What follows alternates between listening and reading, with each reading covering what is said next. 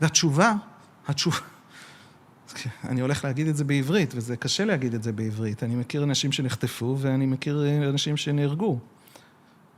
התשובה היא שהמטרה של המנהרות היא לבנות שדה קרב, להפוך את עזה לסוג של שדה קרב, שהדרך היחידה להגיע לחמאס בשדה הקרב הזה, היא לעבור דרך האוכלוסייה האזרחית.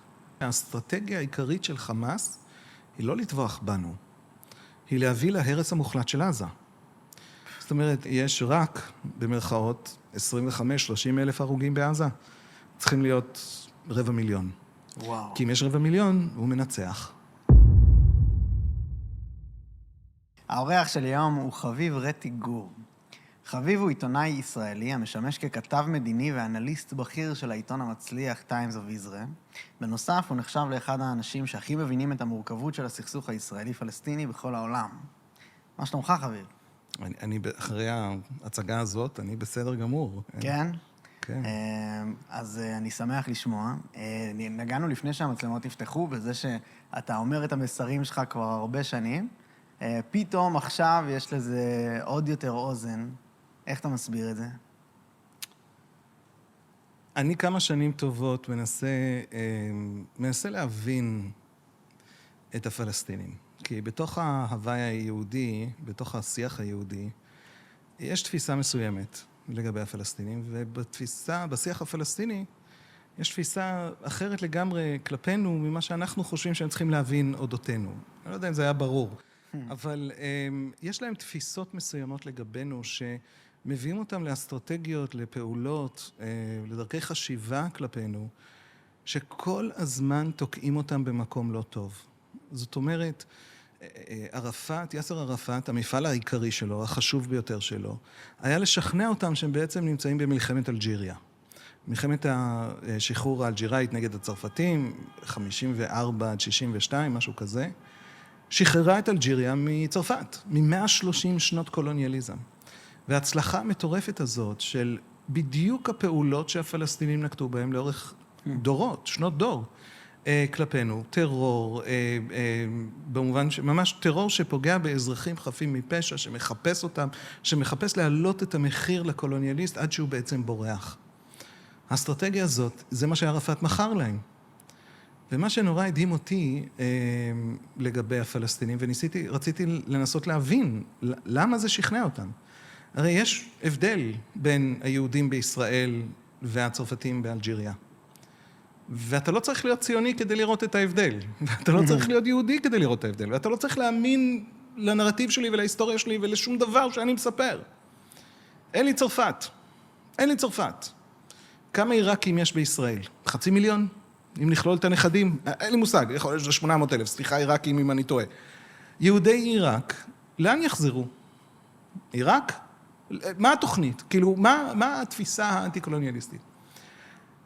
אני יוצא מנקודת הנחה, למדתי את זה בעיתונות, שהבן אדם שעומד מולי, אם הוא מצביע מישהו שאני לא הייתי מצביע לו, אם הוא שייך לדת שאני לא חושב שהיא הגיונית, אם הוא בתוך היהדות ומחוץ ליהדות. זאת אומרת, אני מניח שהוא בן אדם תלת-ממדי, מחושב, עמוק, רציני, שבא ממקום מסוים, מהיסטוריה מסוימת, מרקע רעיוני מסוים, ושההתנהגות שלו נראית לא הגיונית, רציונלית.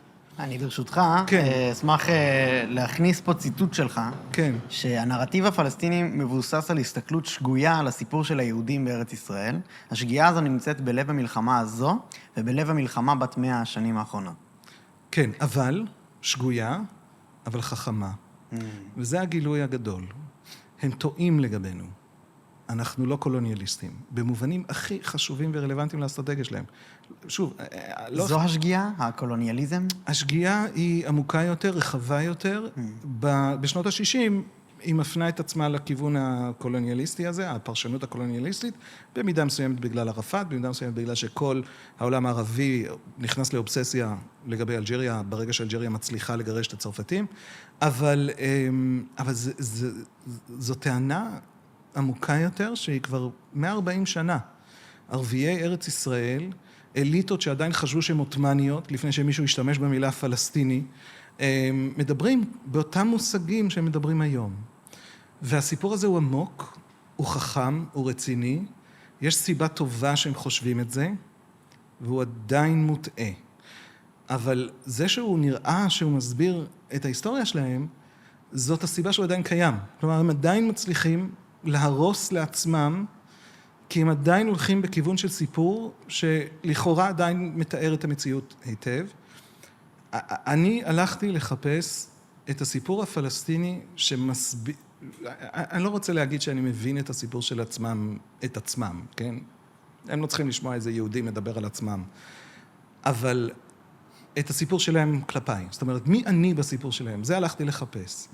את זה אני מלמד כבר כמה שנים טובות, בכל מיני מסגרות. מזמינים אותי לאיזו הרצאה, תיירים, אמריקאים, יהודים, כל מיני סוגים של קבוצות, מכינות קדם צבאיות.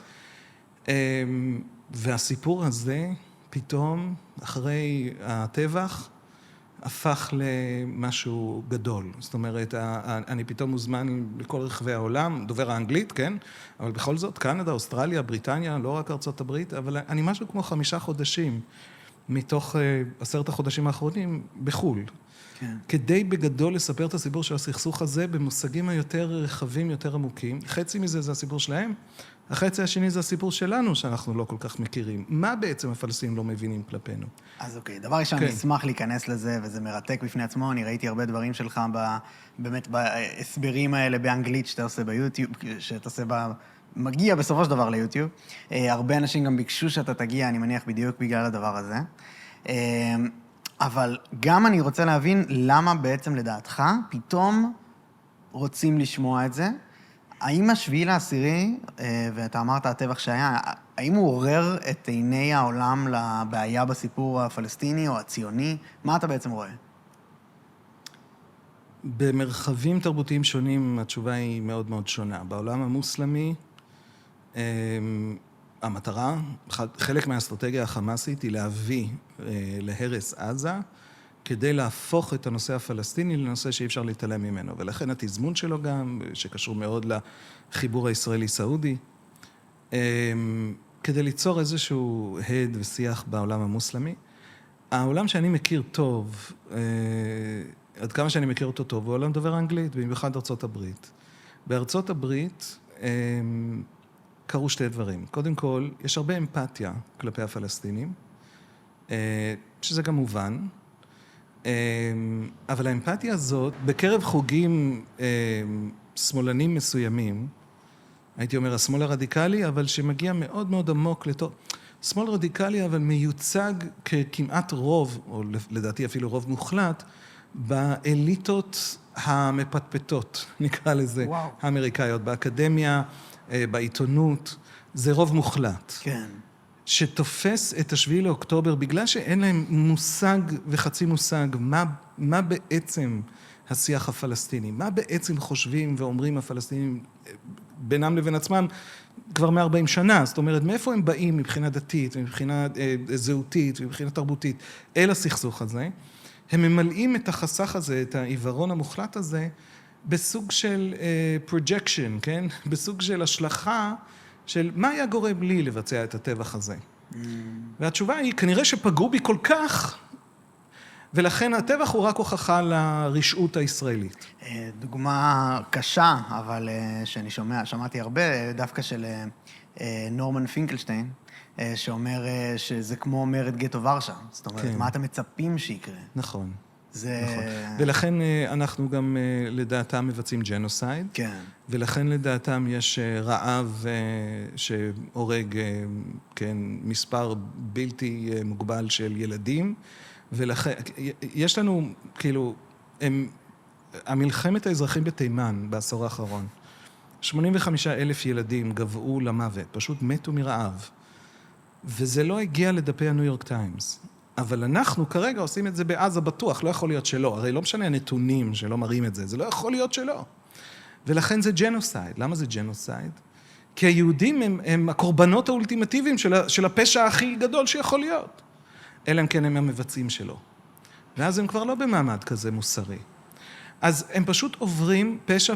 זאת אומרת, זה חשוב נורא לומר, העזתים סובלים סבל עמוק ואמיתי כל הזמן. זאת אומרת, כן, בכל זאת, המספרים של חמאס הם המצאות, הם פיקציה מוחלטת, הם פשוט המציאו, הם לא ספרו. וזה חבל שהעיתונות המערבית פשוט לוקחת את המספרים האלה ורצה איתם, אבל גם המספרים הטובים ביותר שיש לישראל, שגם הם לא כל כך טובים, זה סוג של הערכות של מפקדים בשטח, של מי מת וכמה מתו, ואנחנו לא ממש יודעים, גם שם מדברים על אלפי ילדים הרוגים, כן? זאת אומרת, זה לא שיצאנו מהבעיה המוסרית, בזה שהבנו שחמאס שקרנים. חמאס שקרנים, ויש שם בעיה גדולה של מלחמה שהיא קשה וכואבת ופוגעת באזרחים. שתי דברים נכונים. אבל השיח הוא שיח שלא מסתפק בסבל האמיתי. הסבל האמיתי של מאות אלפי משפחות שזזות בין מחנות אוהלים, כן, כדי לא להיות בשטחי אש. זאת אומרת, זה סבל אמיתי. זאת אומרת, השיח שמשאיר הם אותם... צריכים להמציא סבל מעל ומעבר שמגיע לרמה של ממש הפאתוס שמתאים לדת החדשה שמנסים לבנות על הדבר הזה, העולם החילוני המערבי החדש הזה, שרוצה לבנות לעצמו איזשהו מערך מוסרי, וכדי ליצור את המערך המוסרי הזה, הוא צריך אויב מוחלט. אז אבל האם אתה והוא בעצם בונה את זה אומר... כרגע בעזה. האם אתה אומר אבל שזו הסתכלות שמשאירה אותם במצב קורבני ולא מביא לו פתרון, אפילו הורס לו עוד יותר, למאבק כביכול העזתי? זאת הסתכלות שמשאירה את העזתים במצב קורבני עד כדי כך, שהם מוכנים לסלוח לחמאס על זה שהאסטרטגיה העיקרית של חמאס היא לא לטבוח בנו, היא להביא להרס המוחלט של עזה. כל מה שהם בנו בעזה במשך 17 שנה, זה המנהרות. מנהרות. וזה מפעל עצום. זה משהו כמו 170% מהלונדון טוב, מהרכבת התחתית של לונדון. זה הדבר הכי גדול שהפלסטינים אי פעם בנו. כולם דיברו על זה שיש בעיה שכל הסיוע שהגיע לעזה הלך למנהרות. זאת בעיה קטנה, זאת בעיה זניחה. הבעיה העיקרית שכל הכלכלה של עזה הלכה למנהרות. הרי מי בפועל מימן את המנהרות לרוב? משלם המיסים העזתי. 17 שנה חמאס בונים את מפעל המנהרות הזה. למה? מה תפקידו? מה הוא אמור לעשות? למה להשקיע ככה? למה ליצור את המפעל הכי גדול שהפלסטינים אי פעם יצרו? בשביל מה? והתשובה, אני הולך להגיד את זה בעברית, וזה קשה להגיד את זה בעברית. אני מכיר אנשים שנחטפו, ואני מכיר אנשים שנהרגו.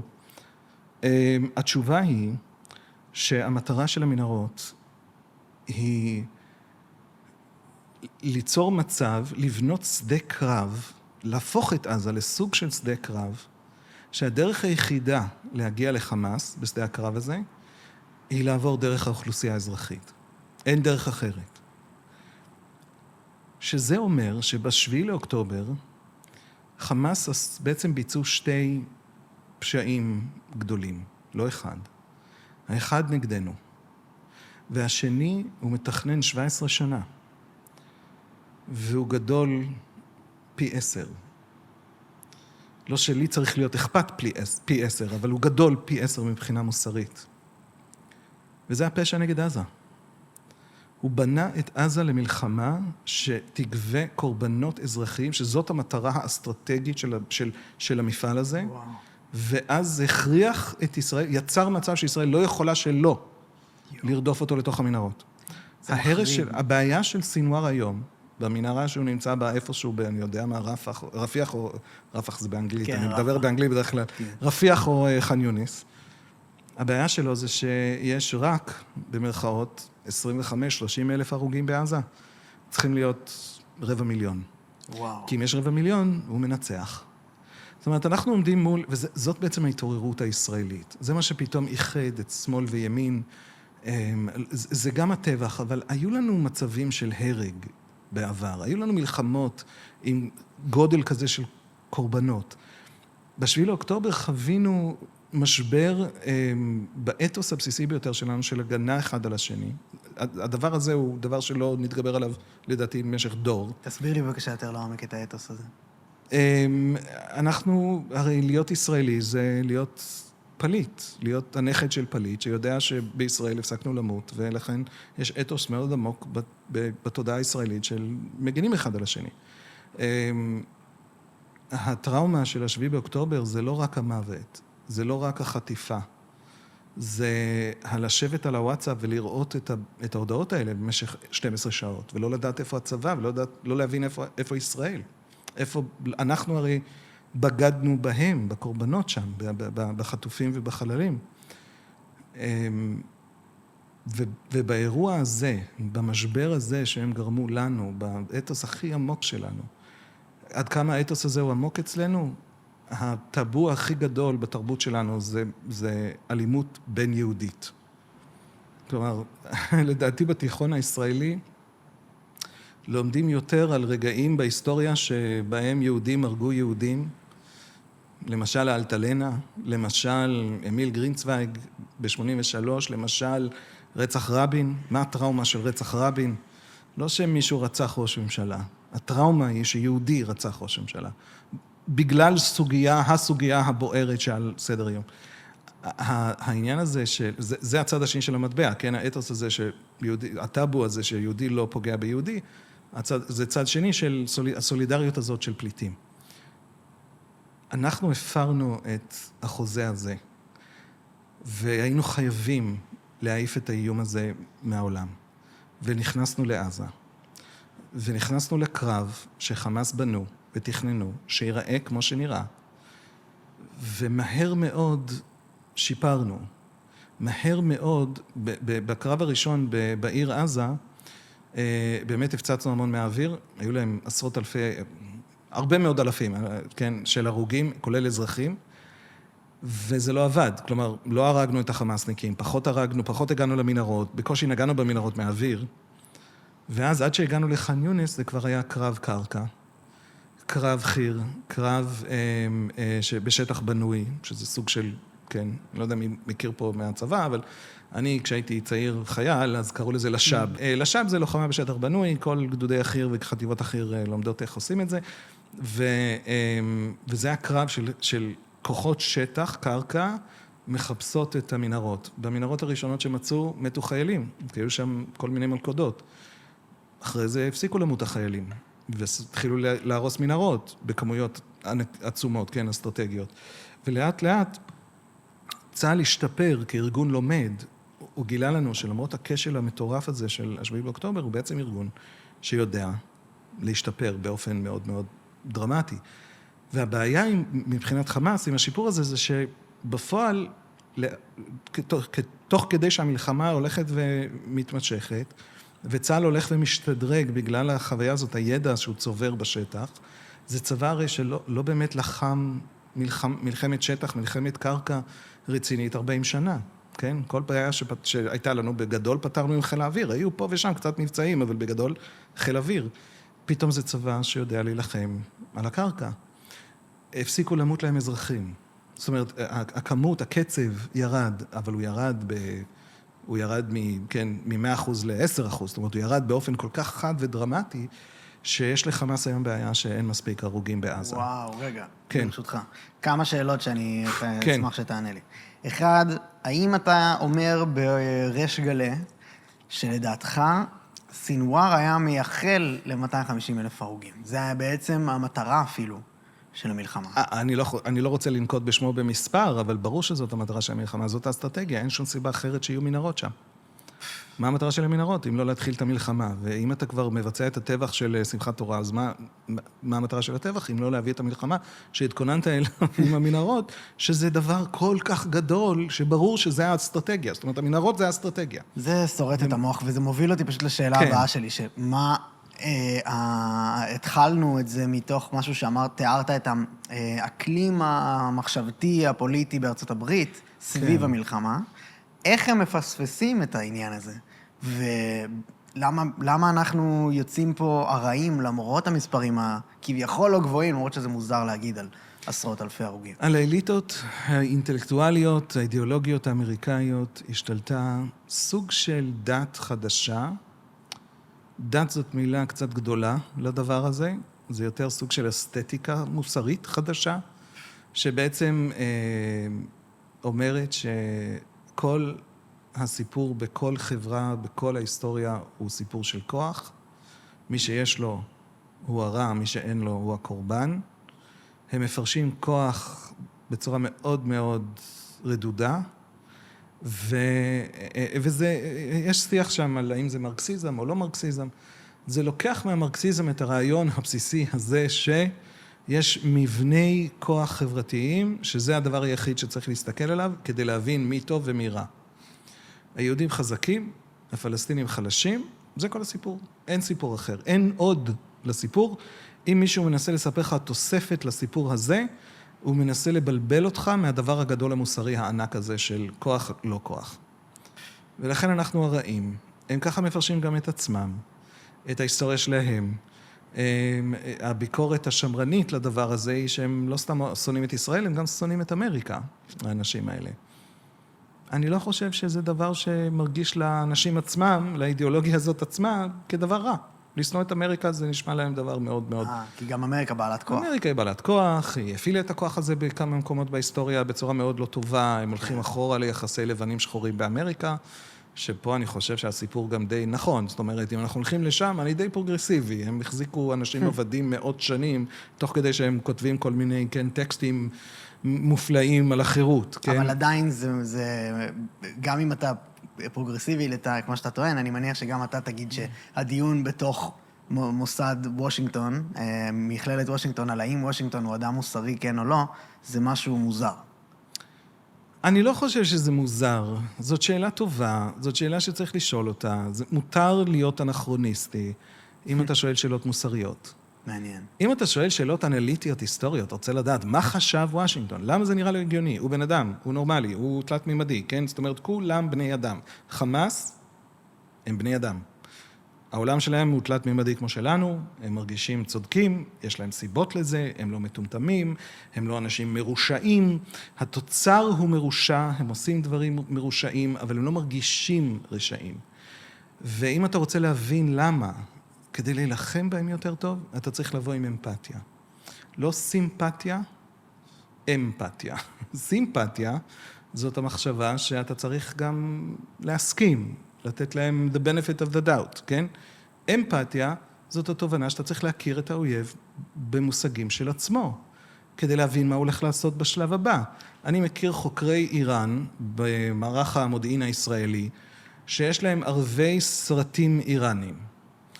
למה ערביי סרטים איראנים?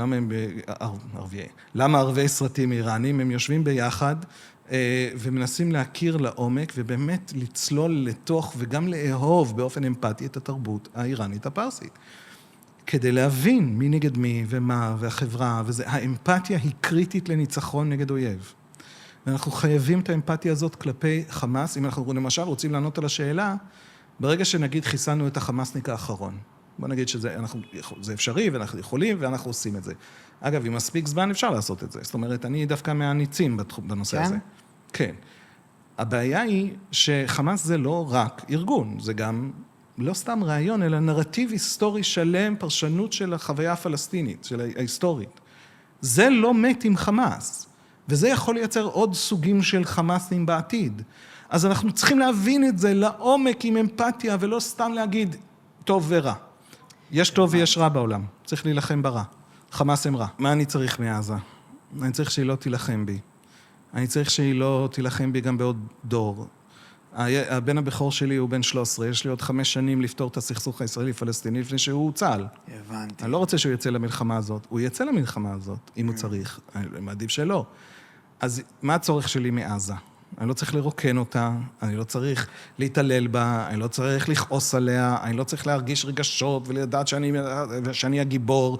כל מה שאני צריך מעזה זה שקט. אתם רוצים לקרוא לזה שלום? אחלה. אתם רוצים לקרוא לזה ביטחון? אני אגיד לך איך יקראו לזה כל המאזינים, בטח? כן. קונספציה. לא, בסדר. אגב, הבעיה עם הקונספציה זה שהיא טעתה ולא הביאה שקט. לא, הבעיה עם הקונספציה שהיא רוצה שקט. לפחות זה הטענות שאני מבין מהמעורבות שלי בסיפור. לא, הבעיה עם הקונספציה זה שהיא לא מצליחה, היא הרי נידונה לכישלון, כי היא לא הבינה שחמאס משתמשים בזמן הזה לבנות את המלחמה.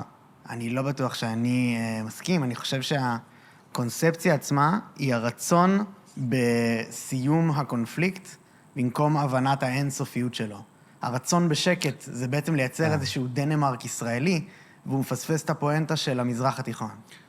אין שום דבר שהוא נצחי. יכול להיות שנגזר עלינו להילחם בהם עוד 3-4 דורות. עדיין צריך תפיסה מעמיקה, אמפתית, מבינה את האויב, כדי להתחיל לבנות את הדבר הזה שיהיה בעוד 4 דורות. אני מסכים, אני לא רוצה להיכנס, אני לא רוצה להתעקע על הסמנטיקה, אבל יש פה עיקרון. להגיד שזה נצחי, זה עוד סוג של קונספציה. מה זה נצחי? הם בני אדם, אנחנו בני אדם, הכל משתנה. אנחנו לא אנחנו שהיינו לפני דור, והם לא ההם שהם היו לפני דור. הסכסוך עומד על סיפורים. כרגע לדעתי בסופו של דבר אצלם, כי הסיפורים שלנו גם השתנו. עם ישראל הצביע כמה פעמים בבחירות לשנות את המצב בינינו, וזה נגמר בנהרות דם ברחוב. עם ישראל כבר לא מוכן להצביע ככה. הסיפור שלהם צריך להשתנות, כדי שאם עם ישראל שוב ירצה להצביע ככה, זה לא ייגמר כמו שזה נגמר בעבר. במובן הזה, הכדור אצלם. הכדור יישאר אצלם עד שהם משתנים באופן עמוק. אם זה נקרא נצחי, אני איתך. זה לא נצחי במובן שזה לא פותר אותנו מהחיפוש הזה אחרי הפתרון.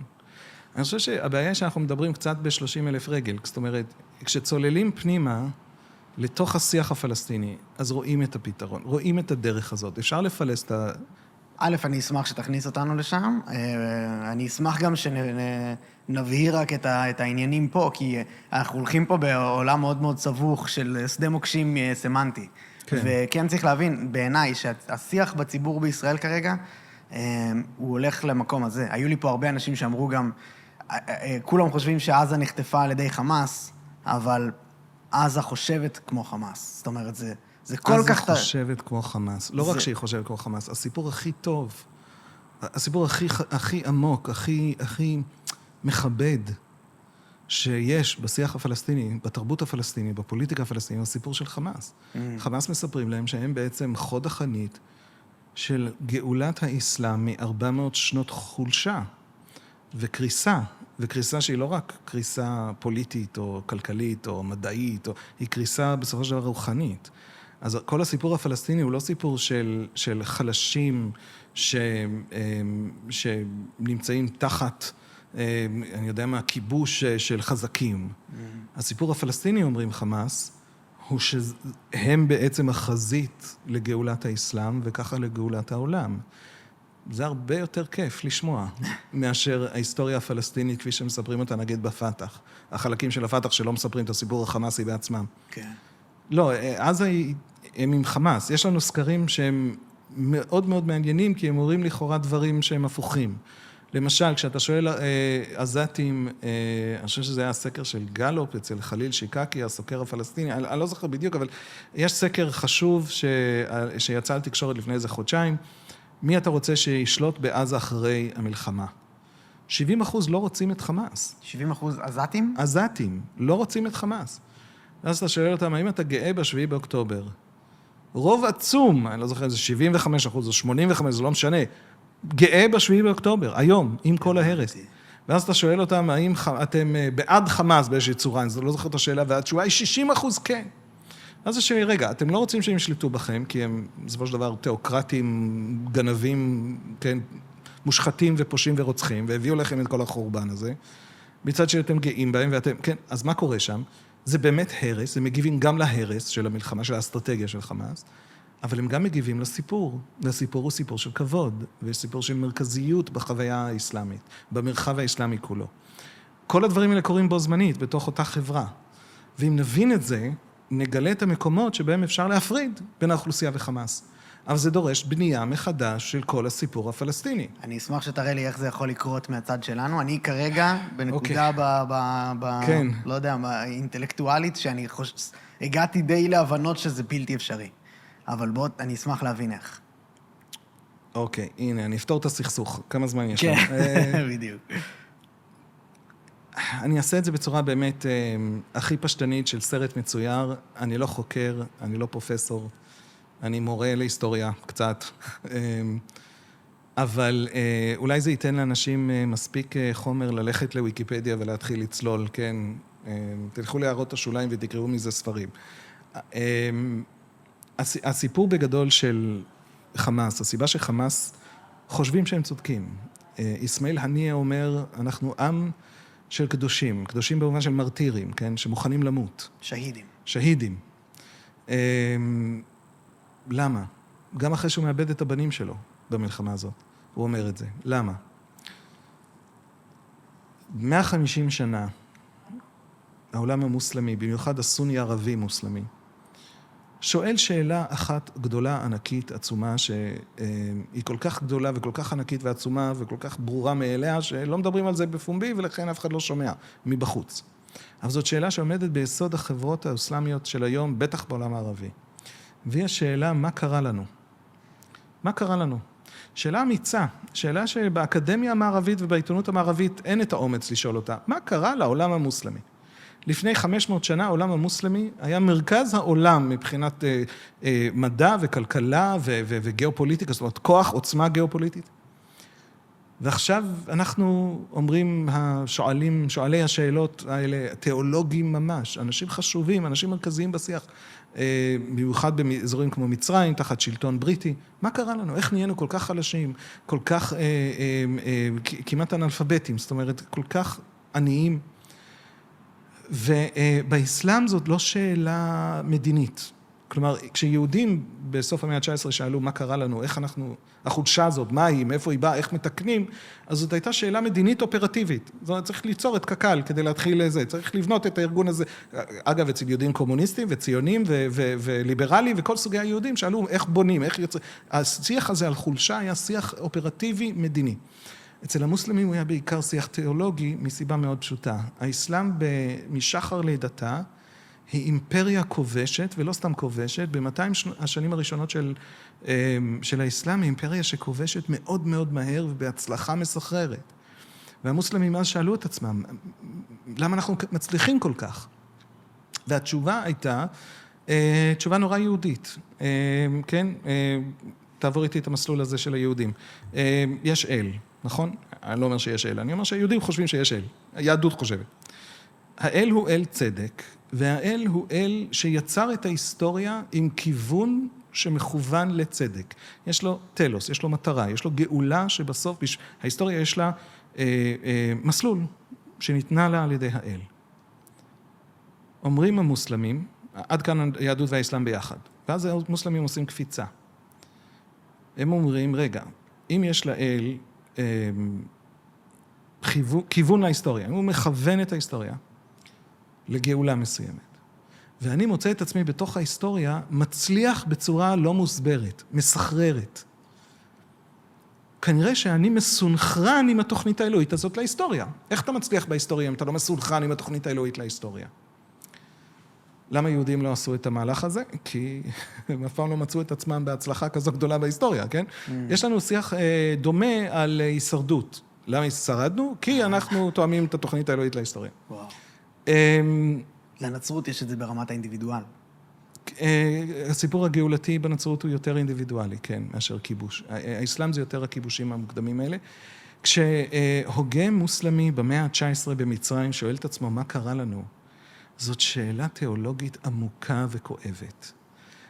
איך יכול להיות שאנחנו, סיפור הגאולה של העולם, חלשים, כשאנחנו יודעים, כשאני מתרגש, המיקרופונים לא שורדים. זה טוב. כשאנחנו יודעים שההצלחה בהיסטוריה היא סימן לקרבה לאל. ואז הם אומרים, וזה יוצר שיח שהופך להיות לפעמים קצת פציפיסטי ולפעמים סלפיסטי וג'יהדיסטי ממש. אבל זה יוצר שיח שבעצם מייצר את התרבות הפוליטית של העולם הערבי והמוסלמי ב-150 השנים שבאו אחרי. השאלה הזאת של חולשה מוסלמית היא מקור הרבה מאוד מהניסיונות לפתור את השאלה הזאת. אגב, אחד מהפתרונות לחולשה, לשאלת החולשה הזאת, היא הלאומיות הערבית.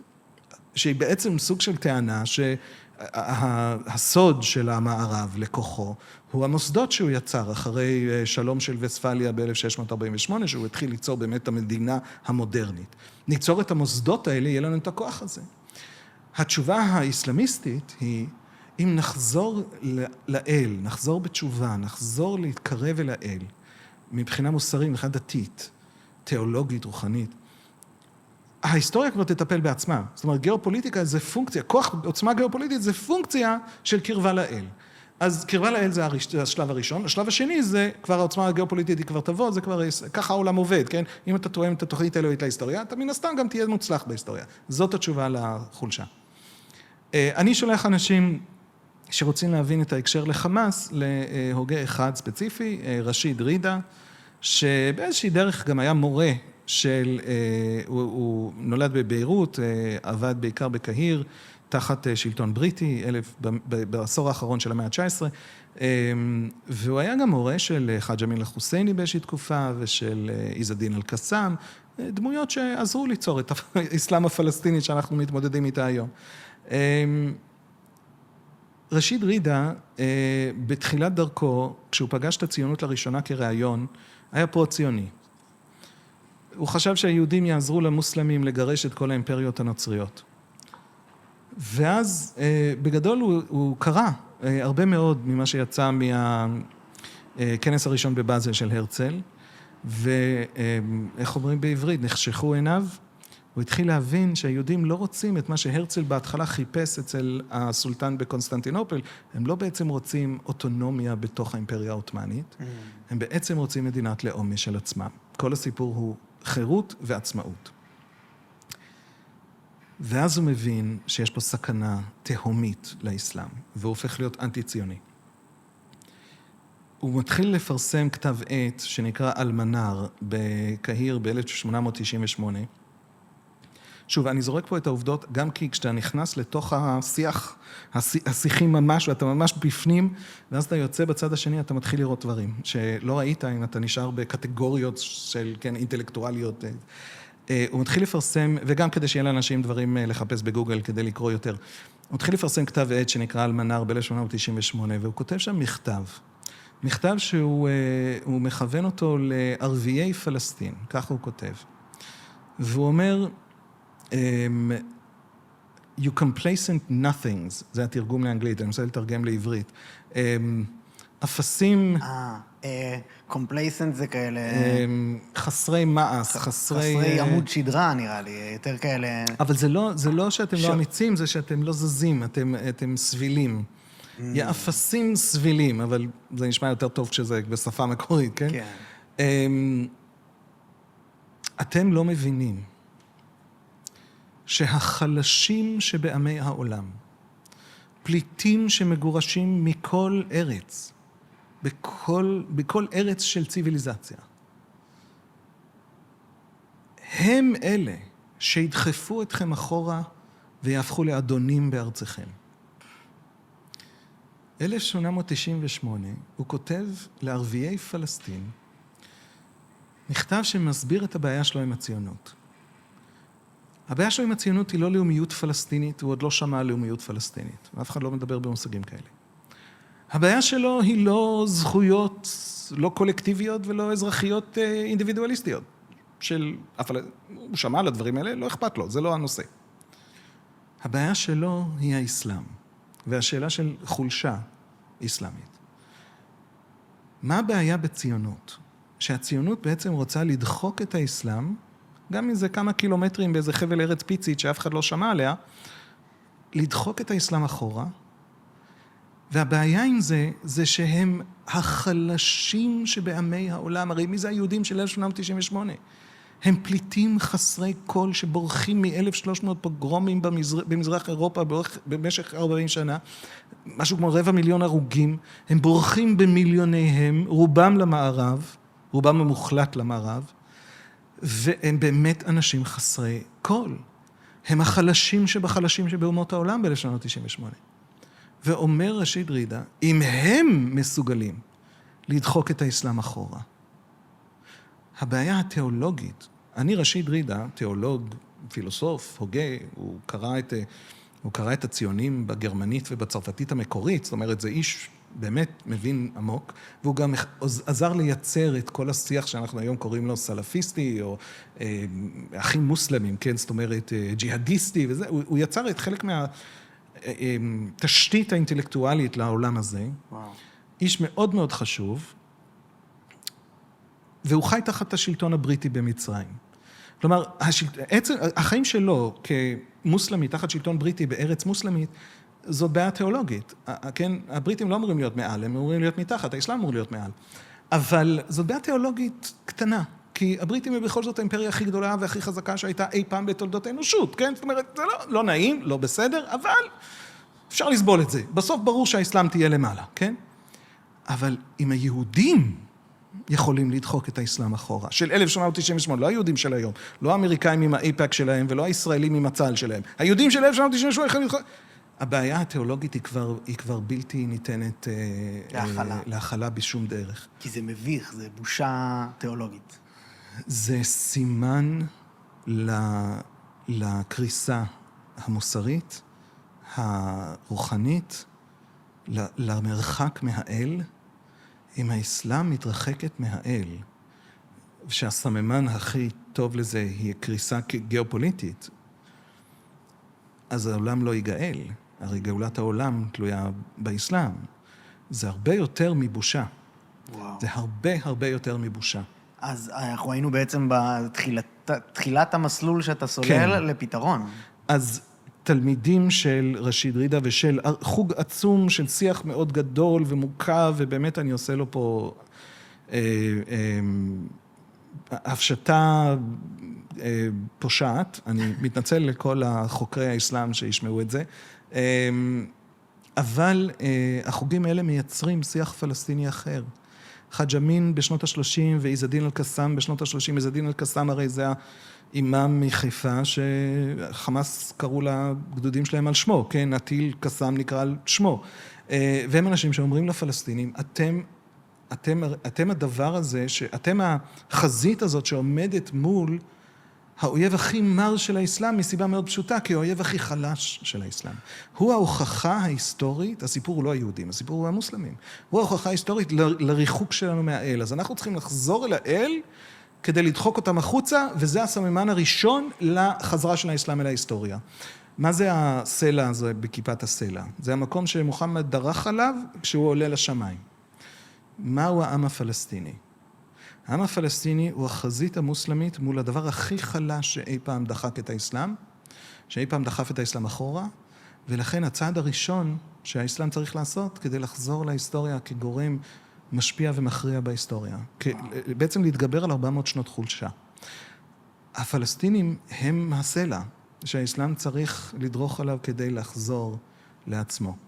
למה המשטר האיראני, כן? שאלה שהתווכחתי פעם עם מישהו מהניו יורק טיימס, אמרתי לו, אני לא כועס עליך שאתה אנטי ישראל. אתה זר, יש אלפי ילדים הרוגים בעזה, אתה צריך, ההנחה שלי עיתונאית היא שאתה צריך להתחיל בדרישות מישראל. אין בעיה.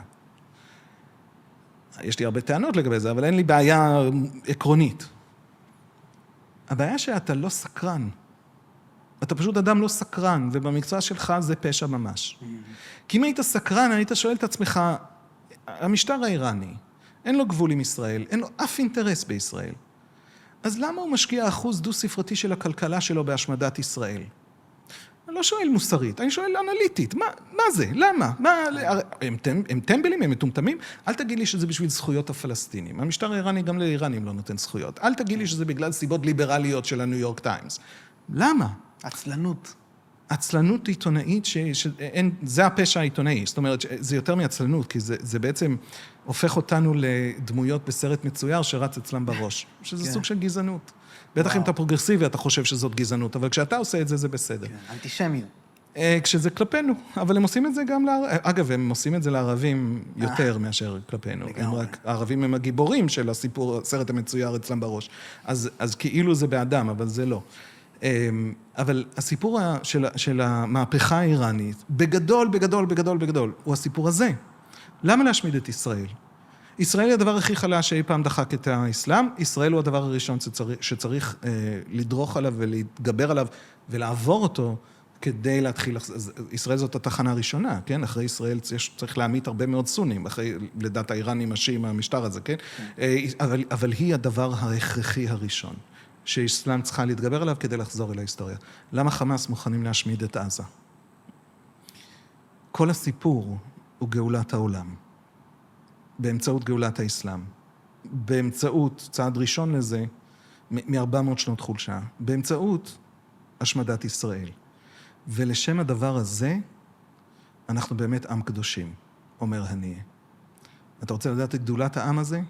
מה אתה רוצה לחשוב? מה אתה חושב, שאנחנו סתם איזה עם פליט, מסכן, כמו 100 עמים אחרים? כמו היהודים לפני 100 שנה? מה פתאום? אנחנו הסלע שעליו האסלאם תדרוך ותחזור שמיימה. כן. זה הסיפור של חמאס. זה הדבר שאני חושב שאני ואולי הרבה מהישראלים שנחשפו, וגם העולם תכלס, בטח עוד לא התאוששנו מלהבין את עומק הדת והמקום שהיא מקבלת בחייו של המוסלמי האדוק, ובטח הפלסטינאים שביצעו את המעשים בשביעי לעשירי. לראות אותם כל כך שמחים בהתעוררות רוחנית כזאת מהדבר הזה, זה עד עכשיו שורט לי את המוח, אני לא מצליח להתאושש מזה. עכשיו שאנחנו מצוידים, שוב, במשהו מאוד מאוד פשטני, אבל בכל זאת, רק להרגיש את העוצמה ואת הגודל. למה בן אדם נורמטיבי, רוב בני אדם הם נורמטיביים, גם אצל האויב, למה הוא יכול להיכנס למקום הזה של לתמוך בטבח? אגב, גם אם אתה שונא אותנו, מה שזה הביא על עזה, למה אתה יכול, מאיפה אתה? והתשובה היא שיש סיפור גדול, אנחנו חיים בסיפורים. בני אדם חיים בסיפורים. אחד מהבעיות עם אליטות זה שהן מספרות סיפור שבעיקר סובב את עצמן. יש לנו, למשל, הטענה שלי היא לא רק איפה הטעות הפלסטינית? הטעות הפטלית של חמאס ושל האיראנים ושל כולם כלפינו. הסיבה שאנחנו כל הזמן מנצחים, שזה נורא מתסכל אם אתה הצד השני. למה? עכשיו, אתה יכול לחשוב שזה בגלל האל, אני מאוד אוהב את האל, אני מאמין באלוהים, יש לי סיבות לזה, למדתי מחשבת ישראל באוניברסיטה העברית, אני יכול להגן על העמדה הזאת, וכל המרחב החילוני זה נורא מעניין, אבל זה לא הנושא שלנו היום. נעשה שיחה נוספת אולי. אז זה לא שאני לא נמצא במקום הדתי, אני לא רוצה הסבר דתי, כי אני לא רוצה הסבר תלוי הקשר תרבותי. אני באמת רוצה להבין אותם, אני באמת רוצה להבין אותנו, ואני באמת רוצה להבין מה קורה ואיפה, לאן אנחנו הולכים. הטענה שלי היא לא רק שאין לנו צרפת, ובגלל שאין לנו צרפת לברוח אליה, אי אפשר לגרש אותנו כמו אלג'יריה. אז טענה שלי היא שאנחנו... זה סיפור ארוך. פשוט אנחנו התחלנו באיזושהי דרך שמובילה אותנו להבנה של מה הפתרון שאתה מציע. כן. וזה, נתקענו בחלק שבו הם לא מבינים אותנו כמו שצריך, ואולי גם אנחנו אותם, וזה נשמע לי כמו קו כן ישיר. כן, אבל קהל דובר עברית הוא אחר מאוד מקהל דובר אנגלית. איפה המוקש שאתה חושש לדרוך עליו? לא מוקש שאני חושש לדרוך עליו. להסביר את עצמנו לעצמנו. הדבר שהם לא מבינים לגבינו, שמונע מהם לנצח אותנו, הוא דבר שאנחנו בעצמנו לא מודים בו. ואנחנו לא מודים, אנחנו מלמדים את הילדים שלנו בלימודי ההיסטוריה שלהם משהו הפוך כמעט. והוא קשור מאוד בפער הזה בין הסיפור של האליטות לסיפור של העם, של האנשים פשוטים. יש שתי סוגים של ציונות, נתקוף את זה מהכיוון הזה. יש שתי קטגוריות. לא של ציונות, של ציונויות. יש את הציונות שיש לה שם תואר. ציונות דתית. ציונות תרבותית של אחד העם.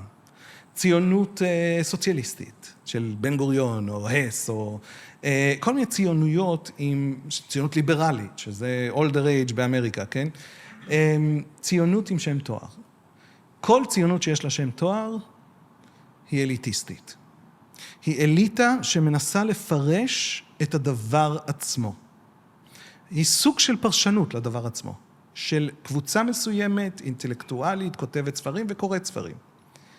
ואז יש את הציונות עצמה, בלי שם תואר. והציונות הזאת היא לא פרשנות אידיאולוגית. היא ציפייה לעתיד של מה שהולך לקרות, בהתחלה ליהדות אירופה, ואז לכל יהודי העולם. וזה הרצל. למה הרצל הוא הרצל? מעט מאוד ישראלים, אני פוגש ישראלים, אני מלמד ישראלים את הדברים האלה, מעט מאוד מהם קראו את הרצל. הם צריכים להגיע למכינות מאוד מאוד מיוחדות, כדי שאיזה מורה אחד צרוף יכריח אותם לקרוא את הרצל. אז נכון, התמונה שלו היא בכל כיתה, אבל אף אחד לא קורא אותו. הרצל דיבר על הקטסטרופה שבדרך, זאת מילה שהוא השתמש בה. הרצל פעם נפגש עם משפחת רוטשילד כדי לגייס כסף, הוא אמר, אני לא יודע איך הם יבואו אלינו, אני לא יודע איך הם יבואו... אחרינו. will come for us. אלינו.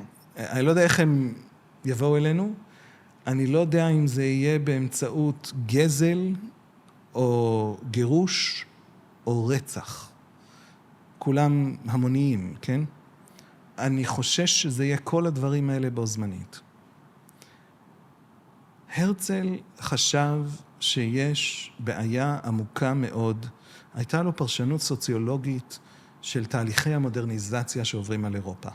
הציונות היא לא לאומיות יהודית. היא ניתוח סוציולוגי של מודרניזציה שחשבה שבניית חברות ההמון החדשות, לא משנה, זה כאילו אי אפשר לעשות את הכל בזה, אבל בגדול תהליכים של תיעוש שהביאו לתהליכי איור, רוב האירופאים ב-1830 למשל חיים בכפרים קטנים, והבסיס הכלכלי הוא משק הבית, לכן הוא נקרא משק בית, כן? זה בא מעולם שבו באמת כולם עובדים במשק של הבית עצמו, והמשפחה הייתה יחידה כלכלית, עוברים תיעוש, אי אפשר כבר להתחרות עם החקלאות המתועסת, עם בכלל התעשיות הגדולות, ולכן רוב האנשים עוברים לערים בחיפוש אחרי עבודה, ופתאום יש לך ערים מסיביות שעוברות תיעוש, שהוא תהליך מאוד מאוד כואב ומפורר את החברות השמרניות המסורתיות. אנשים פתאום חיים במגדלים גדולים, 20 משפחות בקומה, שיש שירותים אחד בקומה הזאת ב-1860 או 70 בפרנקפורט נגיד המתועסת. והתהליכים האלה של איור ותיעוש יוצרים את מה שסוציולוגים קוראים להם חברת ההמון. חברת המון, אם פעם באת מאיזה כפר קטן בבוואריה והכרת את 300 האנשים בכפר, וזה העולם שלך, המרחב שלך, גם הזהות שלך. כשאתה הולך לעיר הגדולה, שזאת עיירה קטנה ליד, אתה הילד מהכפר ההוא. פתאום אתה נהיה משהו שנקרא גרמני. אף אחד לא יודע מה זה גרמני. מה זה גרמני? זה מיליוני אנשים שאתה לא מכיר, מעולם לא תכיר. זאת בעצם סוג של קהילה מדומיינת, כן? קהילה מדומיינת זה לא דבר שלא קיים, זה קיים, אבל זה קיים בתודעה של כולנו ביחד בו זמנית, כן? הדבר הכי מפורסם מהמדומיין במובן הזה הוא כסף, כן? למה יש כסף? הערך הוא בינינו, הוא כן. בהסכמה בינינו. אבל כמעט כל דבר, והם דברים אמיתיים לחלוטין, למשל הצבא. מה זה הצבא?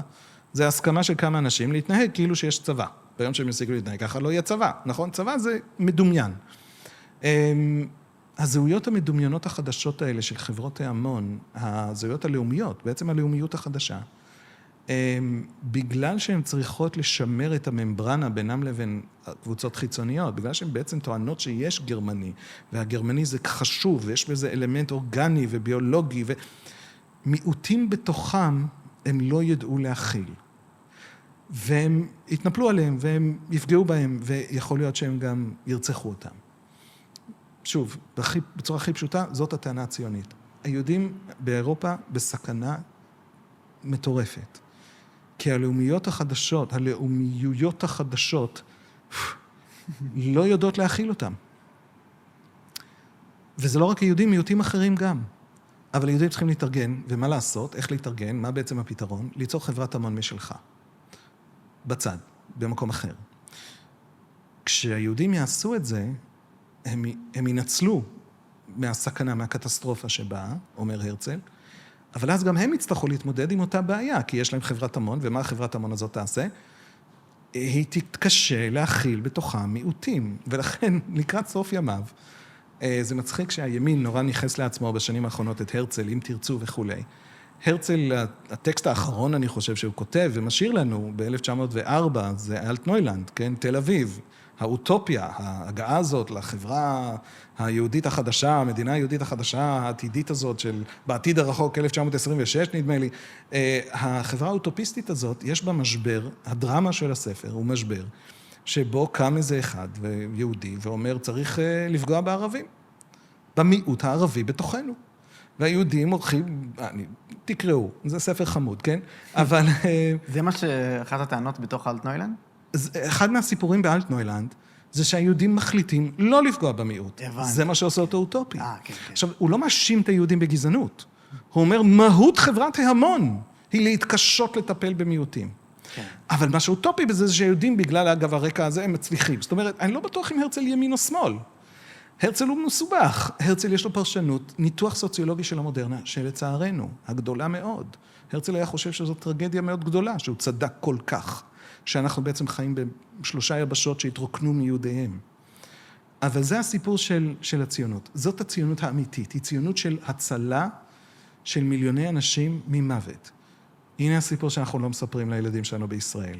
עד 1921, 98%, משהו כזה, מהיהודים הפליטים שבורחים ממזרח אירופה, בורחים מערבה. 50-80%, תלוי מי אתה שואל, מגיעים לארץ ישראל. אולי 90%, סליחה, לא אחוז, אמרתי אחוז, כן. 50,000-80,000 אוקיי. מגיעים לארץ ישראל, מגיעים אולי 90,000, חצי עוזבים, אף אחד לא בדיוק יודע, זה נתונים שקשה בדיוק לעמוד עליהם במדויק. משהו בסביבות ה-50,000 נשארים בארץ ישראל, מכל העליות האלה של 40 השנים הראשונות של העליות, מבילו ב-81, 81-2, ועד 1921. 2.5 מיליון, בזמן שמגיעים לארץ ישראל 50,000, 2.5 מיליון עוברים לאמריקה. הרוב המוחלט הגדול, העצום, עוד מאות אלפים לבריטניה וקנדה וצרפת וברזיל ואוסטרליה ומקומות כאלה. הרוב העצום הולך מערבה. מתי היהודים הופכים לציונים גדולים? ומגיעים לפה במאות אלפים ואז במיליונים. בשואה. לא בשואה. לפני השואה מגיעים לפה מאות אלפים, אבל זה קורה ב-21. ב-1921 הקונגרס האמריקאי מעביר חוק שמשנה את ההיסטוריה של עם ישראל. הם סוגרים את השערים. זה נקרא Emergency Quota Act, חוק המכסות, חוק מכסות החירום. זה מכסות החירום או חוק החירום? זה חוק החירום. חוק מכסות החירום. חוק חירום למכסות. כן. לא משנה. את זה אפשר להוציא. נקרא חוק מכסות החירום. חוק מכסות החירום, Emergency Quota Act, ב-1921, מתחיל לסגור את השערים ליהודים. ב-1921 נוחתים בניו יורק משהו כמו 120,000 יהודים בשנה אחת. הם בורחים ממלחמת האזרחים הרוסית, שהם מ-1918 עד 21, משהו כמו 250,000, לא 250,000, אבל פחות מ-200,000, אבל הרבה מעל 100,000. יהודים נהרגים על ידי כל הצבאות שנלחמים במלחמת האזרחים הזאת, ועל ידי פוגרומים מסיביים שקורים בכל מזרח אירופה. יש חוקים בשנות ה-20 ברומניה, שסוגרים את האוניברסיטאות ליהודים, שמצרים את היכולת שלהם להיות אזרחים בפולין, חקיקה אנטישמית מטורפת בכל מזרח אירופה. היהודים בורחים במיליוניהם, והם נוחתים בניו יורק רובם.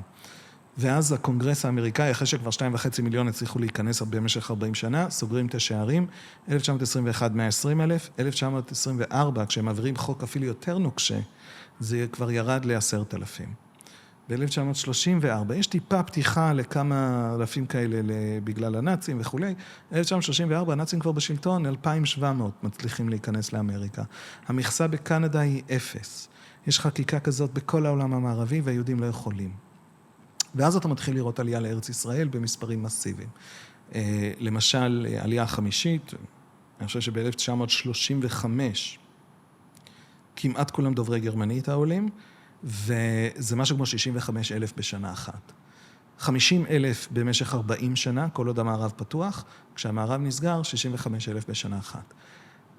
הסיפור הציוני היהודי שיצר את ישראל, הוא סיפור של כמה אליטות שבנו מוסדות, שציפו לעתיד, שהתכוננו. בלעדיהם זה לא היה קורה. אבל המסות הדמוגרפיות הגיעו כשהמערב נסגר. הם פליטים. הם פליטים שאין להם שום מקום לברוח אליו חוץ מארץ ישראל. הם פליטים בלי ברירה אחרת. והם מגיעים לפה. והם חסינים באופן מוחלט מפני הטרור. כי אין להם מקום אחר עלי אדמות. מה זה אומר אבל חסינים באופן מוחלט? הערבים מתחילים קמפיינים של טרור, 1920, 29, המרד הגדול, 36 עד 39. אלה קמפיינים גדולים של טרור אנטי-בריטי, אנטי-יהודי, שהקמפיין עצמו אמור לגרש אותם. אז למה הם חסינים? הם בלתי מגורשים. פשוט צולחים את הם זה. בלתי ניתנים לגירוש. כן. כי לאן הם ילכו? כן. אין להם שום מקום. הדבר הזה מגיע לשיאו עם מה שנקרא שארית הפליטה. שארית הפליטה הם ה-DPs, Displaced Persons, עקורים. אחרי מלחמת העולם השנייה, 1945, יש 15 מיליון עקורים באירופה, אנשים שהם לא בבית. הם מסיימים את המלחמה, הם היו אסירים של גרמניה הנאצית, או הם גורשו, או ברחו, מיליונים. כולם חוזרים הביתה. יש בדיחה באירופה אז שאין אופניים. אם אתה רואה אופניים הם גנובים, אבל הם לא גנובים פעם אחת, הם גנובים 7 פעמים. זאת אומרת, כולם מחפשים בכל דרך לחזור הביתה. עד סוף השנה, 1 מיליון נשארים עקורים באירופה. הם 3 קבוצות עיקריות, קתולים פולנים, לא קשורים לסיפור שלנו, פולין קורסת לתוך מלחמת אזרחים אחרי הכיבוש הסובייטי מהנאצים, זה בערך 250,000, 400,000 הם משת"פים של הנאצים, אנשים שהפעילו את המשטר הנאצי בעיקר במדינות הים הבלטי, ו250,000, משהו כמו 250,000 יהודים, שהם יוצאי אושוויץ, שניסו לחזור לווילנה או לוורשה, ופגשו בין השאר פוגרומים אחרי המלחמה, וברחו לאזור האמריקאי והבריטי, שזה אדמות גרמניה, והיו במחנות עקורים בסוף 1945, 1 מיליון איש שהאמריקאים והבריטים, הצבאות של האמריקאים והבריטים צריכים להכיל, והאנשים האלה, זה עולה להם הרבה כסף לאמריקאים ולבריטים, אז הם מקימים ארגון שנקרא ה-International Refugee Organization, ארגון הפליטים הבינלאומי, שמזמין מדינות למחנות העקורים כדי לראיין את כל האנשים, את כל העקורים, ולקחת אותם למדינות שלהם ולתת להם אזרחות ולפתור את הבעיה של העקורים. הם אנשים שלא יחזרו הביתה, כי הם ימותו אם יחזרו הביתה. אין להם בית לחזור אליו. ה-IRO, הממשלות האלה, משהו כמו 40 ממשלות מגיעות למחנה הפליטים, למחנות העקורים, והם מראיינים 100,000 אנשים, והם לוקחים 750,000. הראשונים שנלקחים ומקבלים אזרחות במערב, הם תומכי הנאציזם. כי א', הם בריאים יותר, הם סיימו את המלחמה יותר בריאים מהקתולים או היהודים, ב', הרבה יותר מהיהודים, ב', אם תמכת בנאצים במלחמה, עכשיו באמצע המלחמה הקרה, אתה לא קומוניסט. אי אפשר לחשוד בך שאתה קומוניסט. אז הם האהובים, הם הראשונים. אחרי זה לוקחים את כל הקתולים. ובסוף 46, נדמה לי, יש בדיוק 250,000 עקורים באדמת גרמניה, באדמת הרוצחים. כל אחד מהם יהודי. אחרון העקורים הוא יהודי. טרומן מתחנן, הנשיא האמריקאי מתחנן מהקונגרס להרים את המכסות, לבטל את המכסות. כשהיו 10 מיליון יהודים במזרח אירופה, אז צריך מכסות שלא ייכנסו ויהפכו את כל אמריקה ליהודית, סבבה. אבל אין, נגמרו. מי שלא בברית המועצות, זה כלום, זה שארית הפליטה. זה גם עולה לנו כסף להכיל אותם. אז הוא אומר לקונגרס, תבטלו את המכסים, הקונגרס מסרבים. ואז טרומן שולח ואז טרומן שולח את ארל הריסון, שהוא הדיקן של בית הספר למשפטים של אוניברסיטת פנסילבניה, הוא שולח אותו למחנות העקורים, כדי לפגוש את היהודים, להבין מה הסיפור, מה המצב, קצת לתת לו ביקורת על איך הצבא מתנהל מולם, ולהציע עצה לגבי מדיניות. הריסון מגיע למחנה אחד, הוא נותן ליהודים שם סקר, אומר להם, לאן אתם רוצים להגיע בעולם? כל מקום. לא בטוח שאני יכול לסדר לכם את זה, אבל איפה הייתם רוצים להיות? ו90% מהמשיבים כתבו בשורה הראשונה פלסטינה. ואז 90% כתבו בשורה השנייה פלסטינה. והריסון קצת מעוצבן, כי כנראה שיהודים לא טובים בסקרים. אז הוא נותן להם דף חדש, וכתוב שם חוץ מפלסטינה. איפה אתם רוצים? 25% כותבים שם קרימטוריום. משרפות. 25% כותבים שם משרפות. וואו. היהודים של מחנות העקורים בגרמניה ב-1946 הבינו. הם הבינו. הם קיבלו את המסר של כל העולם, הם הבינו. במקומות המקומיים לא עזרו לנאצים להשמיד יהודים, היהודים לא הושמדו. בבלגיה דוברת הפלמית, היה מאוד קשה לנאצים להרוג את היהודים, כי הפלמים, הבלגים לא שיתפו פעולה. בבלגיה הצרפתית שיתפו פעולה, ורוב יהודי בלגיה הצרפתית נהרגו. בסלוניקי, ממשלת יוון שיתפה פעולה. היא רצתה להעיף את היהודים מסלוניקי. אבל לא נעים לבורגנים באתונה לראות את היהודים מגורשים. אז יהודי אתונה שרדו, כי לא שיתפו פעולה. בהונגריה, בבודפשט, שיתפו פעולה בסוף ומעט. אבל אז היהודים הבורגנים של בודפשט בגדול שרדו. אבל כל יהודי הפרובינציות, מה שנקרא, דוברי היידיש, החרדים,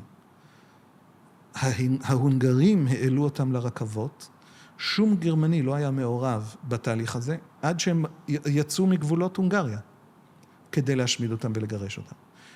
בכל מקום שהנאצים הצליחו לעשות שואה, בלי הנאצים לא הייתה שואה. לא, אני לא לוקח מהם את האחריות. אבל בלי המקומיים, בכל מקום באירופה, היא לא הייתה מצליחה. והיא הצליחה כמעט בכל מקום. היהודים הבינו, הם הבינו.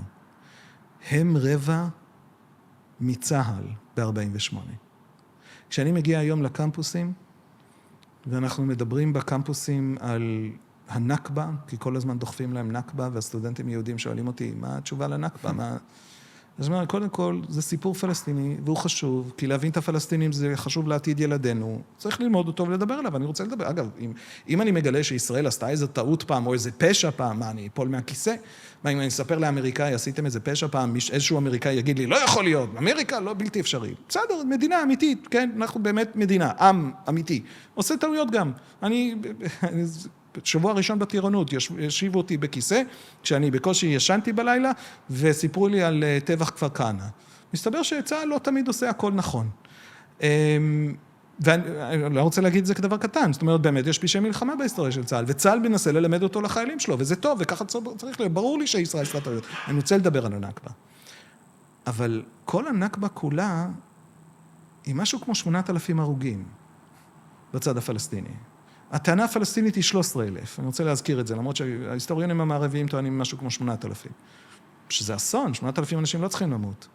הגירוש הוא גם הסיפור הגדול, לא הבריחה או הגירוש, לא יודע אם זה חצי-חצי, זה הוויכוח הגדול בין הישראלים והפלסטינים. אבל בכל זאת 8,000 הרוגים בשנות ה-40, עם כל הכבוד. והחיילים האלה, הישראלים, צה"ל, הם לא יודעים כלום בעולם הזה, הם יודעים רק דבר אחד. אם אין להם את המקום הזה, אין להם שום מקום עלי אדמות. א', למה זה? למה המקום הזה? בעיניהם. כן, אז זו שאלה קטנה שהיא מאוד גדולה, כן? כן, שאלה גדולה. אני טוען שכל הנרטיבים האליטיסטיים, עזוב אותם, אנחנו פליטים, זה הסיפור העיקרי. אבל אז למה לא דנמרק? כן, אז אני רוצה להגיד, קודם כל, זה עולה כל הזמן, הייתי קמפוס בהרווארד, בבית הספר למשפטים של הרווארד. אני לא הייתי סטודנט, הייתי מרצה מישראל פעם אחת, כן, רק להעביר. אבל נתתי הרצאה שמאוד נהניתי ממנה, כי היו לי מפגינים, שזה היה מאוד כיף, מפגינים אנטי-ישראלים, כי אם אתה מרצה שעובר בקמפוסים באמריקה ואין לך מפגינים, אז אתה חוזר לישראל כאילו שאתה מרגיש שאתה אף אחד, אתה לא כלום. אז הם נתנו לי את הטובה הזאת, זה טוב, ושלושה סטודנטים ביקשתי מהם לצלם, הם צילמו, הראיתי לאשתי, היה ממש כיף.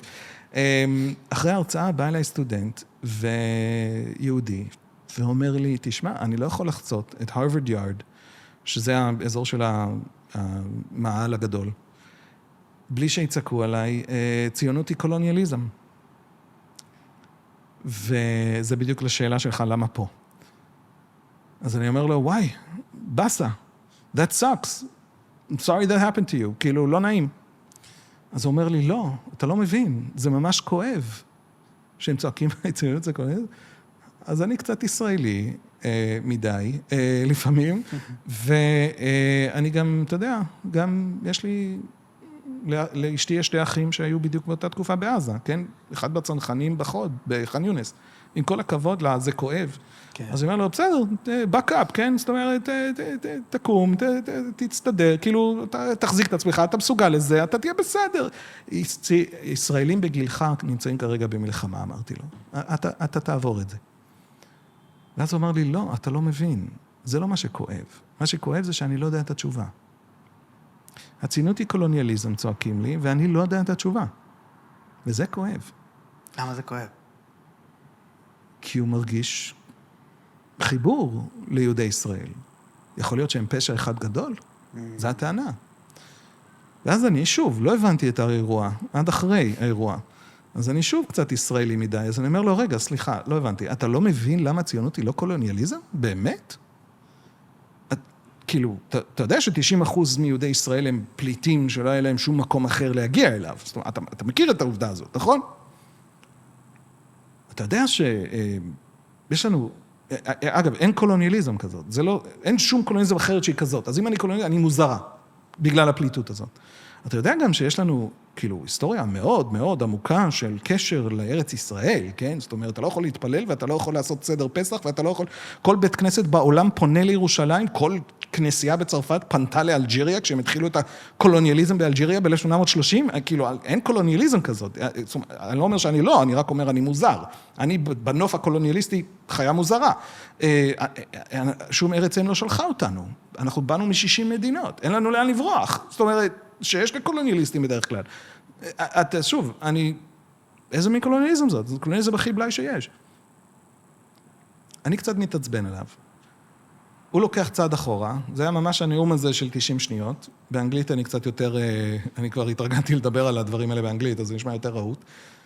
הוא לוקח צעד אחורה, יש לו חיוך כזה סלחני, אולי הוא קצת נבוך, אני חושב בשבילי, לא בשבילו, והוא אומר, holy shit, I'm invincible. מה זה invincible? אני חסין, אני... בלתי מנוצח. אבל זה יותר מבלתי מנוצח, זה... בלתי... לא, זה invincible. invincible זה בלתי ניתן לניצחון. אני בלתי ניתן לניצחון. אני חסין בפני הכל. ואז הוא הלך. יום אחד אני אגיד את זה על פודקאסט, הוא ישמע את הפודקאסט, צעירים לא שומעים את הפודקאסטים שאני מתראיין אליהם באנגלית, אבל הוא יגיד לי, זה אני, איזה משפט שם עשית לא נכון. כן. אבל הילד הזה, חשבתי על המפגש הזה אחרי. מה סיפרתי לו? סיפרתי לו פסקה 5, 7 ו-9 בערך הוויקיפדיה על העליות היהודיות לארץ ישראל. נכון? הבסיס של הבסיס, הדברים הכי בסיסיים, הכי פשוטים. והוא לא ידע אותם. וכשהוא שמע אותם, הוא ידע אותם. ואז הוא היה חסין לכל המערבולת המטורפת הזאת שהוא מתמודד איתה, שאני לא מתמודד איתה, מה לעשות? אני חי עם ישראלים, אף אחד לא בא אליי ומאתגר אותי שהציונות היא קולוניאליזם. הוא חי עם זה יום-יום. והוא חסין ברגע שהוא יודע את הסיפור שלו. כן. אז חלק מהסיפור שלנו, למה אנחנו לא קולוניאליזם, זה שזאת ארץ ישראל. וזה חלק קריטי, זה חלק שגם מחסן אותנו מול כל העולם הגדול הזה. אותם יהודים שבאו לפה רק אחרי שכל שאר השערים נסגרו. כשהשערים לא נסגרו, השאלה העיקרית שהייתה להם בראש היא איך אני מאכיל את הילדים שלי כשאני מגיע לאותו מקום שאני נוסע אליו בלי כלום, בלי שקל. יהודים שהגיעו לנמל בניו יורק, פקידי הנמל לא נתנו להם לרדת מהאונייה אם לא היה להם קצת כסף בכיס, כדי שהם לא ישנו את הלילה הראשון שלהם בניו יורק ברחוב. אז יהודי ארצות הברית הקימו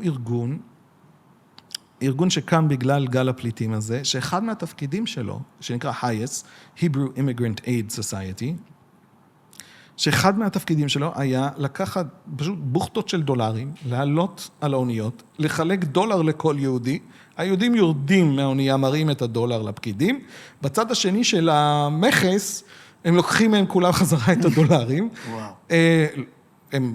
הם לוקחים את הדולרים ואז נותנים להם מקום לישון ולימודי אנגלית וכן, הסבה מקצועית וכל, כן, זאת אומרת, ארגון נפלא, מדהים, אבל רק כדי להוריד אותם מהספינה היה צריך לתת לכל אחד דולר, כי לא היה להם.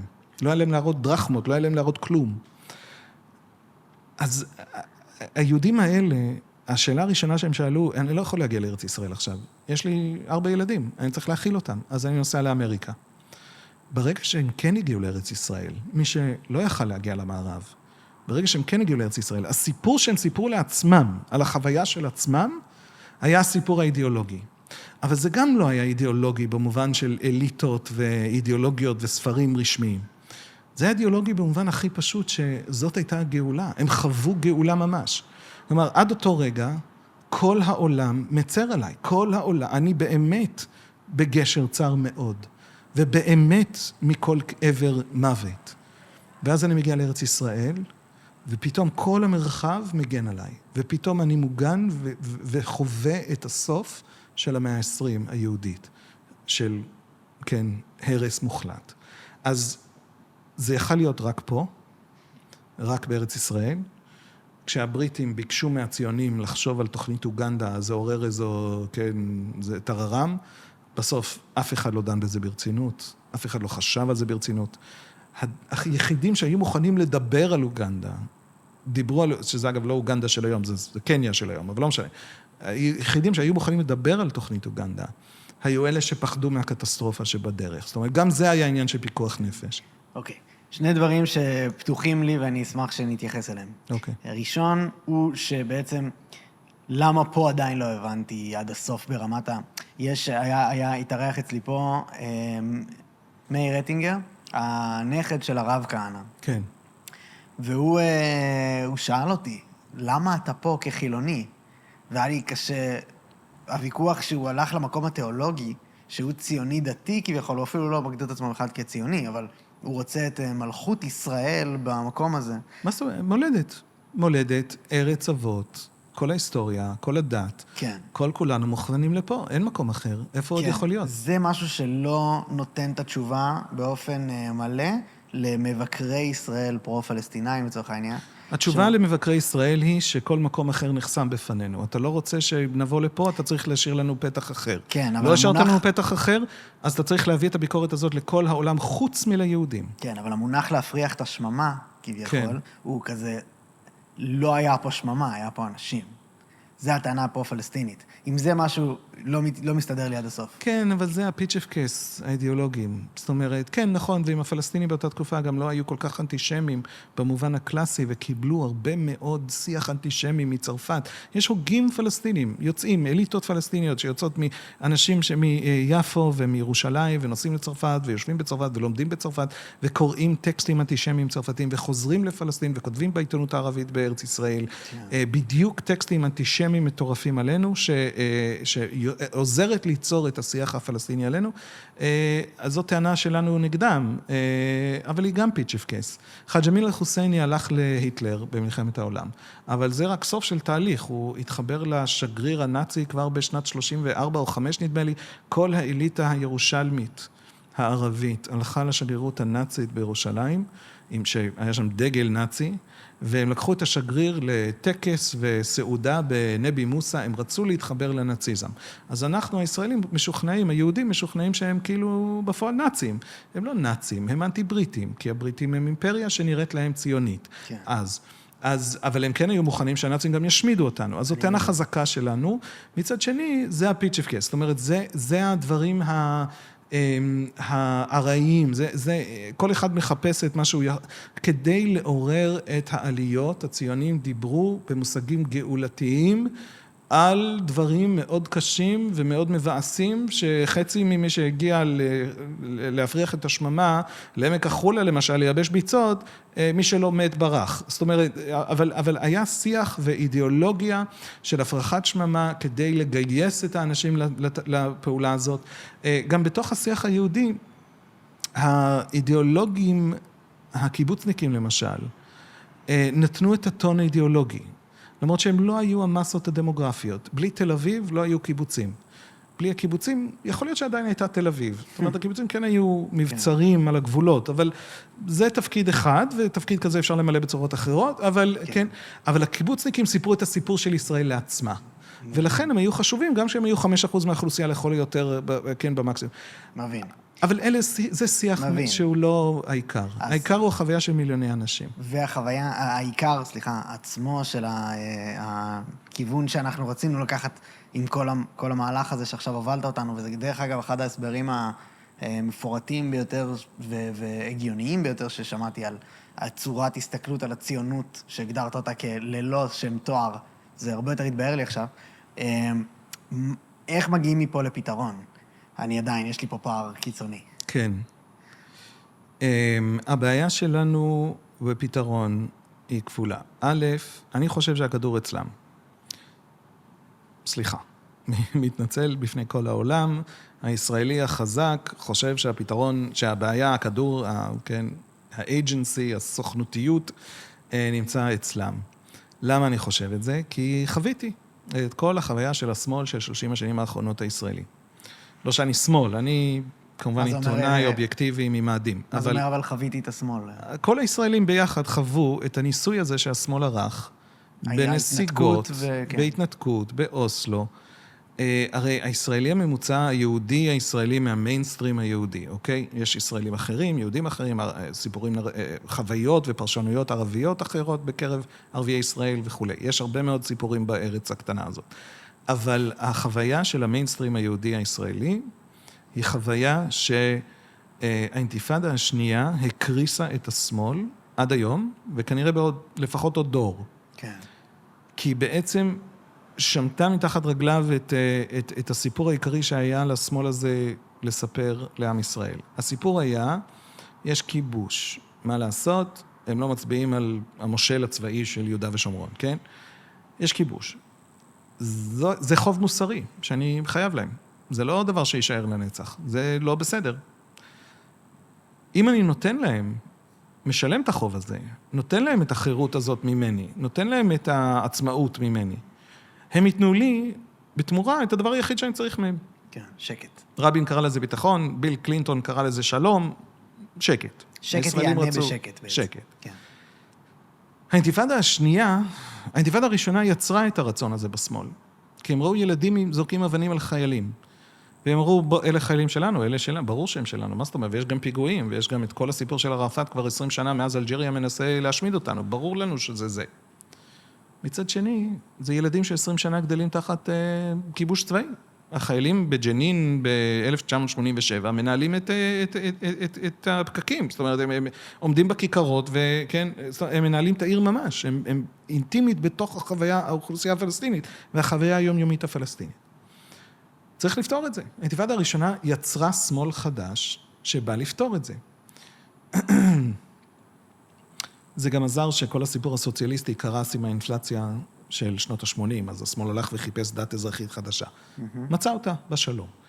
אימץ אותה וניסה. האינתיפאדה השנייה, 140 פיגועי תופת, שזה לא דבר שקורה bottom up. זה לא דבר שהוא עממי. כדי ליצור מחבל מתאבד, צריך לגייס אותו.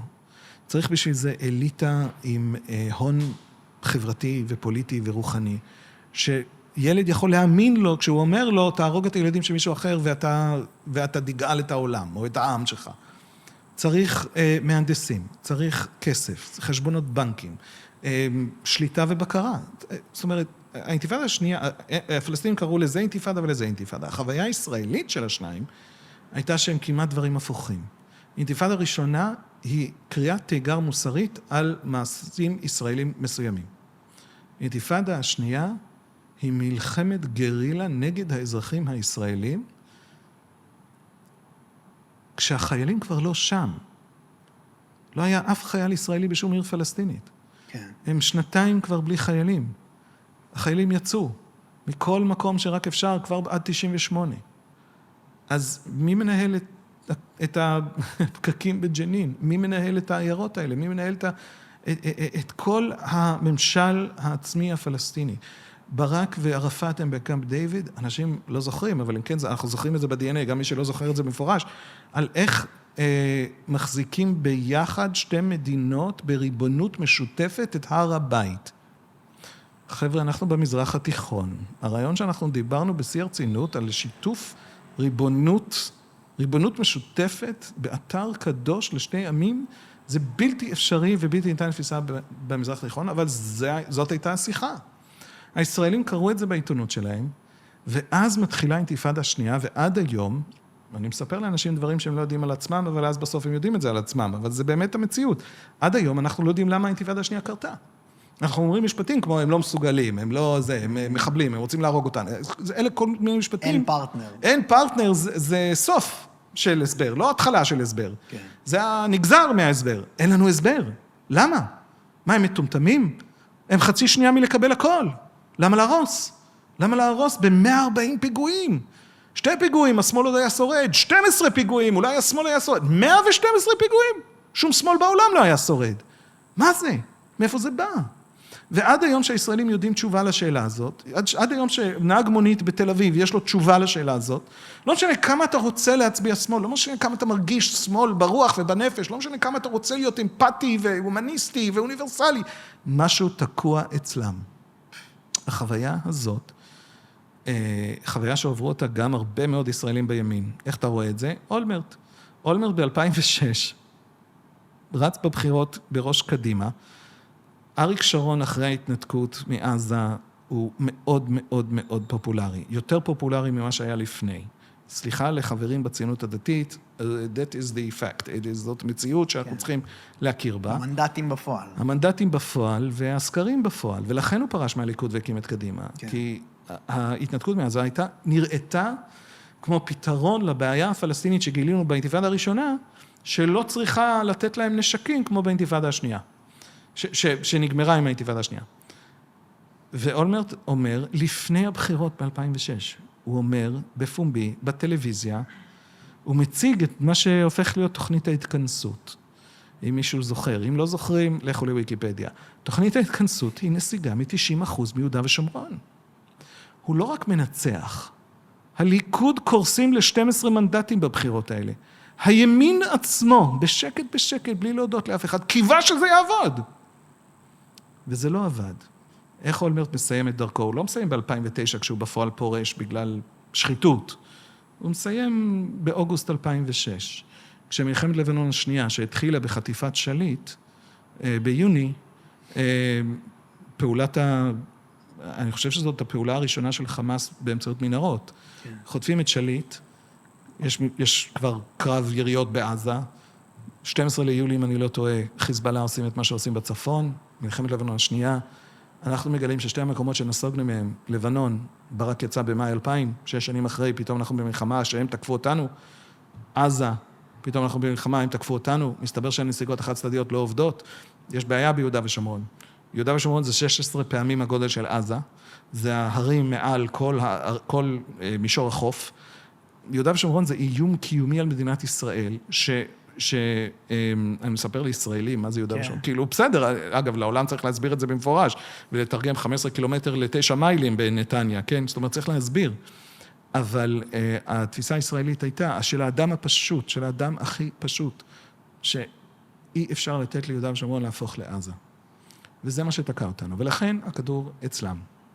אגב, גם אם הסיפור ההיסטורי הזה, הוא לא אובייקטיבי, הוא החוויה הישראלית, אבל יש פרשנויות אחרות אפשריות. העובדה שרוב היהודים הישראלים חושבים את זה, היא בעיה גדולה מאוד שהפלסטינים צריכים להתמודד איתה ולשנות את דעתם.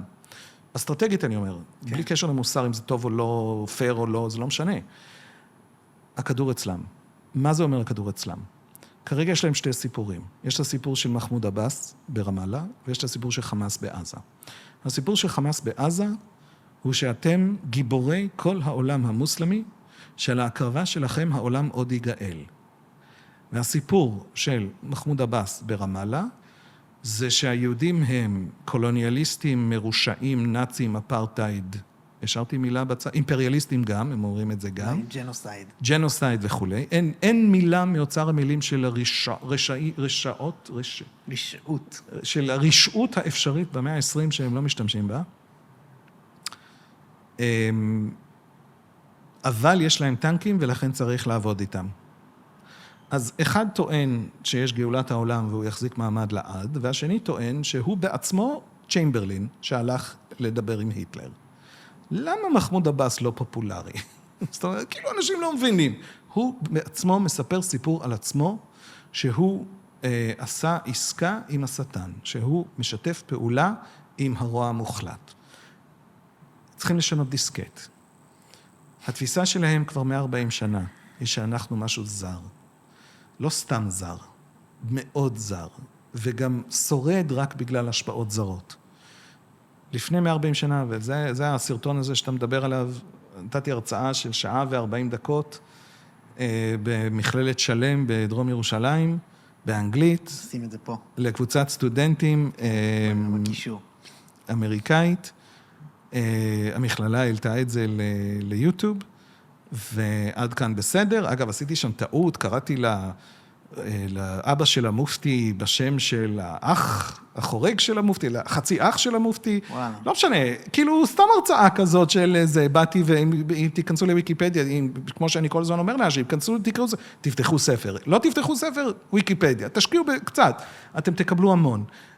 אבל זה היה משהו מאוד מאוד לא פורמלי ומאוד... מול 25-30 אנשים. ממש, ממש, ולי היה מיקרופון, אבל להם לא, אז לא שומעים את השאלות שלהם, וזו הרצאה פרונטלית ביוטיוב של שעה ו40 דקות, זה לא אמור להפוך לוויראלי, ויש בו היום, לא ראיתי את זה בחודש האחרון, אבל זה עבר את 400,000 צפיות. כן.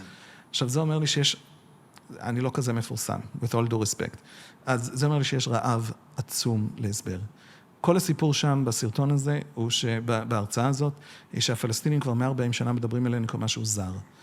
הזרות הספציפית משתנית, אבל זה תמיד חכם, זה תמיד רציני. אני אתן דוגמה למשל, כשבילו מגיעים ב-1882, העלייה הראשונה הציונית הזאת של תחילת העשור התשיעי של המאה ה-19, כבר האליטות בירושלים וביפו ובביירות, שבאותה תקופה חיפה ושכם הם חלק מביירות, למשל, בממשל העות'מאני, כבר מתחילים לדבר על היהודים האלה כסוכנים של הצאר הרוסי, של האימפריה הרוסית. שזה נשמע נורא מפוקפק ומוזר ומשונה. מה פתאום סוכנים? הם הרי פליטים שבורחים מפוגרומים שחלקם בהשראת המשטר הצאריסטי. אבל זה לא כזה מטומטם, כי האליטות הפלסטיניות אז מחשיבות את עצמן אליטות עות'מאניות. והאויב המר ביותר, האויב הגדול של האימפריה העות'מאנית באותה תקופה, זאת האימפריה הרוסית. ב-1878, ממש כמה שנים בודדות לפני כן, הייתה מלחמה גדולה בין השניים, והרוסים לקחו את כל בולגריה מהעות'מאנים. וכשהם מגיעים לארץ ישראל, היהודים האלה מיד מפעילים את ההגנות של מה שנקרא הקפיטולציות. הקפיטולציות הם הסכמים שהעות'מאנים חותמים עם הרבה מאוד אימפריות ומדינות אירופאיות, שנותנות הגנה מפני המשפט העות'מאני לנתינים של המדינות האירופאיות, כדי להחזיר את המסחר האירופי אל הארצות של האימפריה העות'מאנית, אחרי שכל המסחר כבר עבר לים, והאימפריה העות'מאנית קורסת, בגלל שבעצם היא כבר לא שותפה מסחרית של אירופה. היהודים מגיעים לארץ ישראל, מקימים את המושבות שלהם, או קונים סתם איזה בית ביפו, ומקימים שם איזשהו מושב קטן פצ'יק של זה, וכשמישהו תובע אותם, אז היהודים הפליטים האלה מהצאר, טוענים שהם מוגנים על ידי הקפיטולציות, כי הם נתינים של הצאר. עכשיו, האימפריה הרוסית רוצה את מנופי הלחץ האלה בארץ ישראל. אז היא גם מסכימה, והשגרירות הרוסית מגנה על אותם יהודים שברחו מרוסיה, בגלל שהם רודפי יהודים. כי אתה בטח לא צריך לשכנע אותנו שזה רעיון... זה רעיון מופרך, אבל זה רעיון נורא הגיוני, כי אם אתה פלסטיני, אז הסיבה שהם לגמרי מעל החוק. כן. הציונים החדשים האלה, זה שהם רוסים. אז זה לא כזה מופרך לחשוב עליהם כסוכנים. אבל אני לא הבנתי, האם אתה בעצם אומר, נשמע לי שזה מה שאתה אומר, תדייק אותי, שהרשות נותנת פתרון לא הגיוני, או סיפור בלתי פתיר, וחמאס בוודאי שהוא לא הפתרון שלנו, אז מה, אתה בעצם אומר שאנחנו צריכים רעיון חדש אצל הפלסטינים? כן. כשהיהודים רבים על הטכניון, איזו שפה ילמדו בטכניון, במקום גרמנית הולכים על עברית, הפלסטינים מדברים על זה כל הזמן, בשנות ה-10, ואז בריטניה נראית להם ציונית, ולכן הם שלוחה של האימפריה הבריטית, כלומר, אנחנו תמיד שלוחה של מישהו, וזה תמיד הגיוני. הבריטים מתנהגים כאימפריה ציונית. אז הם תמיד רואים בנו משהו זר, ועם תמיכה זרה. היום הם אומרים שאם הם ינתקו את אמריקה מאיתנו, על מה ההפגנות? למה הפלסטינים רוצים הפגנות באמריקה? כי אם אמריקה תינתק מאיתנו, אנחנו ניפול. כמו שאם הצאר היה מתנתק מאיתנו, היינו נופלים, ובריטניה הייתה מתנתקת מאיתנו, היינו נופלים, ואף פעם לא נפלנו. הצרפתים, אגב, מימנו לנו, לא מימנו, אבל מכרו לנו כמעט את כל הצבא שלחם את 67. כן. ואז עזבו אותנו בתקופת דה גול. עדיין לא קרסנו, זאת אומרת, כל הזמן האימפריה משתנית, אנחנו כל הזמן שליחים של אימפריה זרה. מבין את זה, כן. הם צריכים להתעורר וללמוד את הסיפור האמיתי שלנו, שאנחנו בעצמנו לא מספרים. סיפור הפליטות, שהוא בעצם סיפור העוצמה. הוא סיפור הלכידות. הוא הדבר שהפך יהודים תימנים ויהודים פולנים לעם אחד. ועם שבאמת לא רק דתית ולא רק עקרונית ולא רק פילוסופית, מעשית. פה, ביום יום, עד כדי כך שאנחנו כבר מתחילים להתחתן אחד עם השני באופן כל כך מובן מאליו, שאנחנו כבר מאבדים את זאת אומרת, יש לי מכרה שאני מכיר אותה כאשכנזייה לחלוטין, וזה נורא מפתיע אותה, כי ברור לה שהיא מרוקאית. עכשיו, כן, זאת אומרת, התשובה היא כן. מה היא? כן. התשובה היא, כי היא שניהם, בו זמנית, והיא מתנהגת בקונטקסטים תרבותיים שונים, בצורה שונה. אנחנו כבר עם אחד. חלק גדול ממה שיצר אותנו עם אחד, זה לא שאיזה רב פסק שאנחנו עם אחד. זאת החוויה הזאת של הפליטות וההגנה וההצלה אחד של השני, והגאולה העכשווית הזאת שחוו אותה היהודים כשהם הגיעו לארץ ישראל. וכשהפלסטינאים כשהם יכירו בזה, לא בציונות האידיאולוגית, לא בזכות שלנו לארץ ישראל, זה לא מזיז לאף אחד. אם יש לי זכות לארץ ישראל, אבל הם רואים במולדת שלהם, לא אכפת להם. כן. אף אחד לא באמת מדבר על מוסר, כי לא חשוב לנו המוסר, לא לנו ולא להם, כי יש לנו יותר מדי על איך אומרים? On the stakes, גם באנגלית. אז the stakes, כן. הרבה מוטל על הכף. יש לנו יותר מדי מוטל על הכף. כן. מה זאת אומרת? אז אני לא מוסרי שאני פה. אז מה? כן. אז מה, אז ילדים שלי לא צריכים לחיות בעולם הזה? Fuck you. נכון? מה זאת אומרת? הרי המוסר פה, המוסר הזר הזה, שכאילו יש תפיסה שהפלסטינים גם מנסים, האליטות הפלסטינים מנסות לייצר בעולם, שיש פה תחרות פופולריות מוסרית. ומי שמנצח בעיני המערב הפרוגרסיבי, הוא זה שיש לו בסוף את הזכות על הארץ. לי לא אכפת מהדבר הזה, כי אין לי מקום אחר לחיות פה. הם לא טועים? הם טועים לחלוטין. הם טועים לחלוטין, והם כבר 140 שנה טועים בזה. ולהם גם לא אכפת. ומה אם העולם קובע שזה של היהודים, אז מה? אז להם, מה, הם מתאדים עם הרוח? כל הסיפור הזה של תחרות כאילו בעיני פרוגרסיביים שאנחנו בסדר, לא בסדר, זה לא משנה, זה לא משנה. זה די עובד אבל עכשיו בפועל. זה עובד בכל מובן שלא משנה. כן, אוקיי. מה זה עובד? וואו. זה כמו שהיה בשבוע שני אחרי השביעי לאוקטובר, היה איזה רעיון שהיועץ לביטחון לאומי של חמינאי נתן, נדמה לי, אל-ג'זירה, אני לא זוכר בדיוק, ששאלו אותו, אולי יהודים לא ילכו. הרי כל האסטרטגיה שיהודים ילכו, להתעלל בהם מספיק הם ילכו, אולי הם לא ילכו. ואז אומר הפקיד האיראני הזה, אנחנו לא מטומטמים, אנחנו לא חושבים שזה יהיה בן לילה כמו באלג'יריה. אנחנו חושבים שקודם נסלק מפה את האליטה. מי שסיליקון ואלי רוצים לקנות אותם. והם ילכו. ואז המדינה תהיה יותר חלשה. ואז האליטה הבאה נסלק. הם ילכו, יש להם לאן ללכת. ואז זה יותר חלשה. ואז לאט לאט נוריד להם אליטה אחרי אליטה, ואז הם יהיו מספיק חלשים, ואז נביס אותם. הם לא צודקים? זאת הטענה. והראיתי את זה לאשתי, ואשתי שעבדה הרבה שנים בכנסת, ועבדה עם הליכוד הרבה שנים בכנסת, היא צחקה וצחקה וצחקה, והיא אמרה, אז רק שאני אבין, האסטרטגיה שלהם זה לגרש את כל הטייסים, ואת כל האשכנזים בהייטק, היא צוחקת מתוך ליכוד, כן? זה בסדר. וישארו עם כמה מיליוני ליכודניקים עם 200 פצצות אטום, זאת התוכנית שלהם להביס אותנו? בהצלחה עם זה. הם טועים. למה הם טועים? תמיד היו יהודים שעזבו, תמיד היו יהודים שבאו בלי שום הסבר. אין היגיון לשום אמריקאי שעולה. אין היגיון לזה. אשתי אמריקאית שעלתה, היא הבכורה מ8 ילדים, 6 מהם כבר בארץ, ההורים שלי הם אמריקאים שעלו, אני אומר את זה רק מתוך אהבה, זה כל המשפחה שלי. לא שאומרים, אתה יודע, יש לי גם חברים כאלה, לא, כל המשפחה שלי זה אלה, אין שום היגיון בזה. זה לא רוב ההיסטוריה היהודית, הישראלית, זאת אומרת, זה לא העליות. העליות זה עיראק ותימן ופולין ורוסיה הצאריסטית, אלה העליות הגדולות של המיליונים. אין לנו לאן לחזור, אין לנו לאן ללכת. ואני לא צריך שהפלסטינים יהפכו לציונים גדולים, אני צריך שהם יבינו שאנחנו עם פליטים, שאין לו לאן ללכת. שמצא פה את הגאולה שלו, לא במובן הדתי, אגב, גם במובן הדתי, רק שתבין, הילדים שלי לומדים בגדול חינוך דתי לייט. הם לומדים שזה המדינה שלהם, המולדת שלהם, יהודה ושומרון, זה המרכז, כל התנ"ך קרה ביהודה ושומרון, מה קרה ביפו? יונה הנביא? כלום, נכון?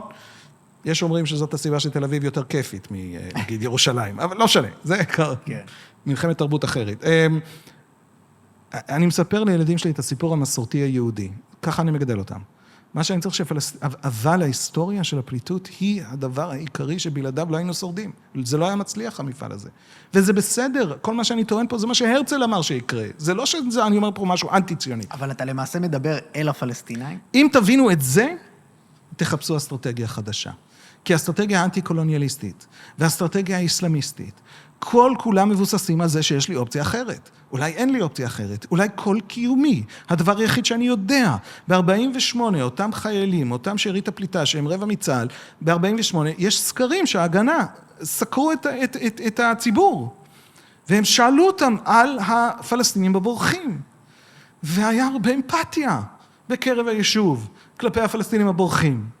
ותודעה מוחלטת וברורה וחדה, שאם אין לי את המקום הזה, אין לי שום מקום בעולם. ואתה שאלת אחרי זה את השאלה הנכונה, אבל למה פה? גם הייתה את התודעה שלא סתם שזה פה. כלומר, זה לא מקרי שזה פה. אם זה לא היה גם המקום, אם באמת הייתי לוקח את העצה הבריטית והייתי הולך למערב קניה, אז באמת הייתי מפעל קולוניאליסטי. ולא היה לי אף אחד מהתירוצים האלה שסיפרתי לאותו סטודנט, שהם גם הסיבות, הם גם התירוצים, הם גם נכונים. כן. כלומר, אין לי מקום אחר בעולם. עכשיו אני צריך את המקום שיש לי. אבל זה גם המקום היחיד שאי פעם היה לי. אין לי זכות על מקום אחר, אין לי כלום עם מקום אחר, אין לי קשר עם מקום אחר. אבל עכשיו אני גם צריך את המקום הזה. זאת התודעה הגדולה שאי אפשר לשכנע אותנו שהיא לא נכונה, כי כל כולנו פליטים. בגדד היא רבע יהודית ב-1930. רבע. ב-1960 אין יהודי אחד. אני מבקש לא לחזור אליי עם היהודי האחד הזה. כן. היהודי התימני האחרון בתימן נפטר לפני שבועיים. והוא היה אחרון. והוא נקבר לבד. זאת אומרת, לא היו יהודים בקבורה שלו. אין, איך אני אומר לסטודנטים כשצועקים עליי פעילים אנטי-ישראלים, מדינה שלא יכולה להכיל יהודי היא מדינה ציונית. אם יהודי לא יכול לחיות אצלך במדינה, לא יכול. חלק מיהדות עיראק, חלק היה ציוני והם באו לפה והם רצו לבוא לפה וכו'. חלק לא, ממש לא. הלאומנים העיראקים בקרב היהודים. כל המיעוטים בעולם הערבי הפכו ללאומנים ערבים באיזשהו שלב, חלקים מהם, כניסיון להימנע מלהיות במדינה איסלאמיסטית. אז הם רצו מדינה חילונית שהם יכולים יהודי יכול להיות עיראקי, נוצרי יכול להיות עיראקי. יהודי ונוצרי לא יכולים להיות מוסלמי. אז הם לא רצו שהעיראק החדשה תהיה מוסלמית, הם רצו שתהיה עיראקית. התהליך הזה עבר גם על היהודים. היהודים האלה, הלאומנים העיראקים, הערבים הפכו אותם לציונים. וזה כל הסיפור. זה לא שאנחנו לא ציונים באמת, זה לא שזאת לא המסורת שלנו, זה לא יכול להיות בשום ארץ אחרת. אבל מה שנתן לנו את החסינות הזאת, בפני כל המפעלים הגדולים של השמדתנו, היא העובדה שאנחנו פליטים בלי שום אופציה אחרת. ואם אתם תבינו את זה, אתם הפלסטינים, אתם תראו בצד שלנו מספיק צדק, קמצוץ קטן של צדק, לא יותר יש שבט בעולם שאין לו מקום אחר לחיות, וזכותו לחיות, לא יותר מזה, לא יותר מזה. זה מספיק כדי לברוח גם מהמלכודת של מחמוד עבאס, אתם נאצים אבל אני עובד איתכם כי אני צ'יימברלין, שזו דרך נפלאה להפסיד את כל הציבוריות הפלסטינית, וגם מהמלכודת של חמאס, שעדיין מוכר להם שאפשר לגרש אותנו. אי אפשר לגרש אותנו. וגם אם יברחו מפה כמה הייטקיסטים, ויכול להיות שיברחו מפה כל הייטקיסטים, התל"ג לנפש שלנו מאז שחמאס השתלטו על עזה, הכפיל את עצמו. תבדקו אותי. מאז 2007 עד היום, התל"ג לנפש שלנו הכפיל את עצמו, אנחנו יותר עשירים לנפש מניו זילנד. אם תצליחו לחתוך אותי את הכלכלה שלי בחצי, אני חוזר להיות ישראל של 2007. אתה זוכר את ישראל של 2007? סגזוג הייטקיסטי גם. לא כזה אסון. כן. לא כזה אסון. אסטרטגית אי אפשר להבריח אותנו, ואתם צריכים אסטרטגיה חדשה. אז זה עונה לי על חמאס, על עזה, סליחה, את זה אני מבין. במקביל יש לך חיזבאללה, ויש לך איראן, נגעת באיראן, יש את השעון בטהרן המפורסם, שמסמן, אם אני לא טועה, ל-2034 או 38, שזה הנפילה של ישראל. אגב, הם דיברו לפני 3 שנים על 2022. אתה מבין.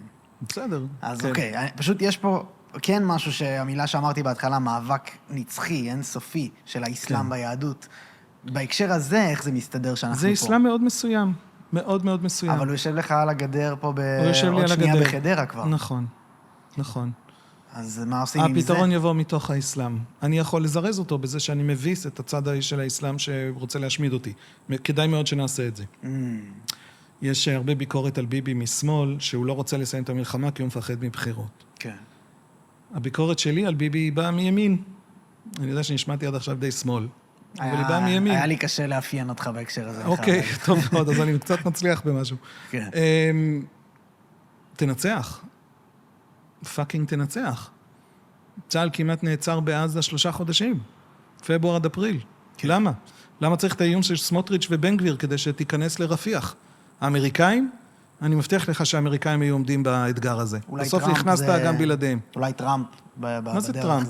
בסדר, אז הוא יבוא. אנחנו 3 שנים צריכים להיות בעזה עכשיו רק כדי להוריד את היכולות של חמאס מספיק, כדי שמישהו אחר יוכל בכלל להיכנס.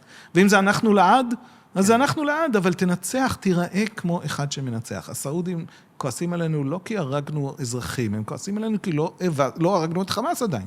כן. זה הכעס. אתה אומר, תחזק את הסכמי אברהם, תעשה את הדבר הזה, על חשבון כל הצד השני.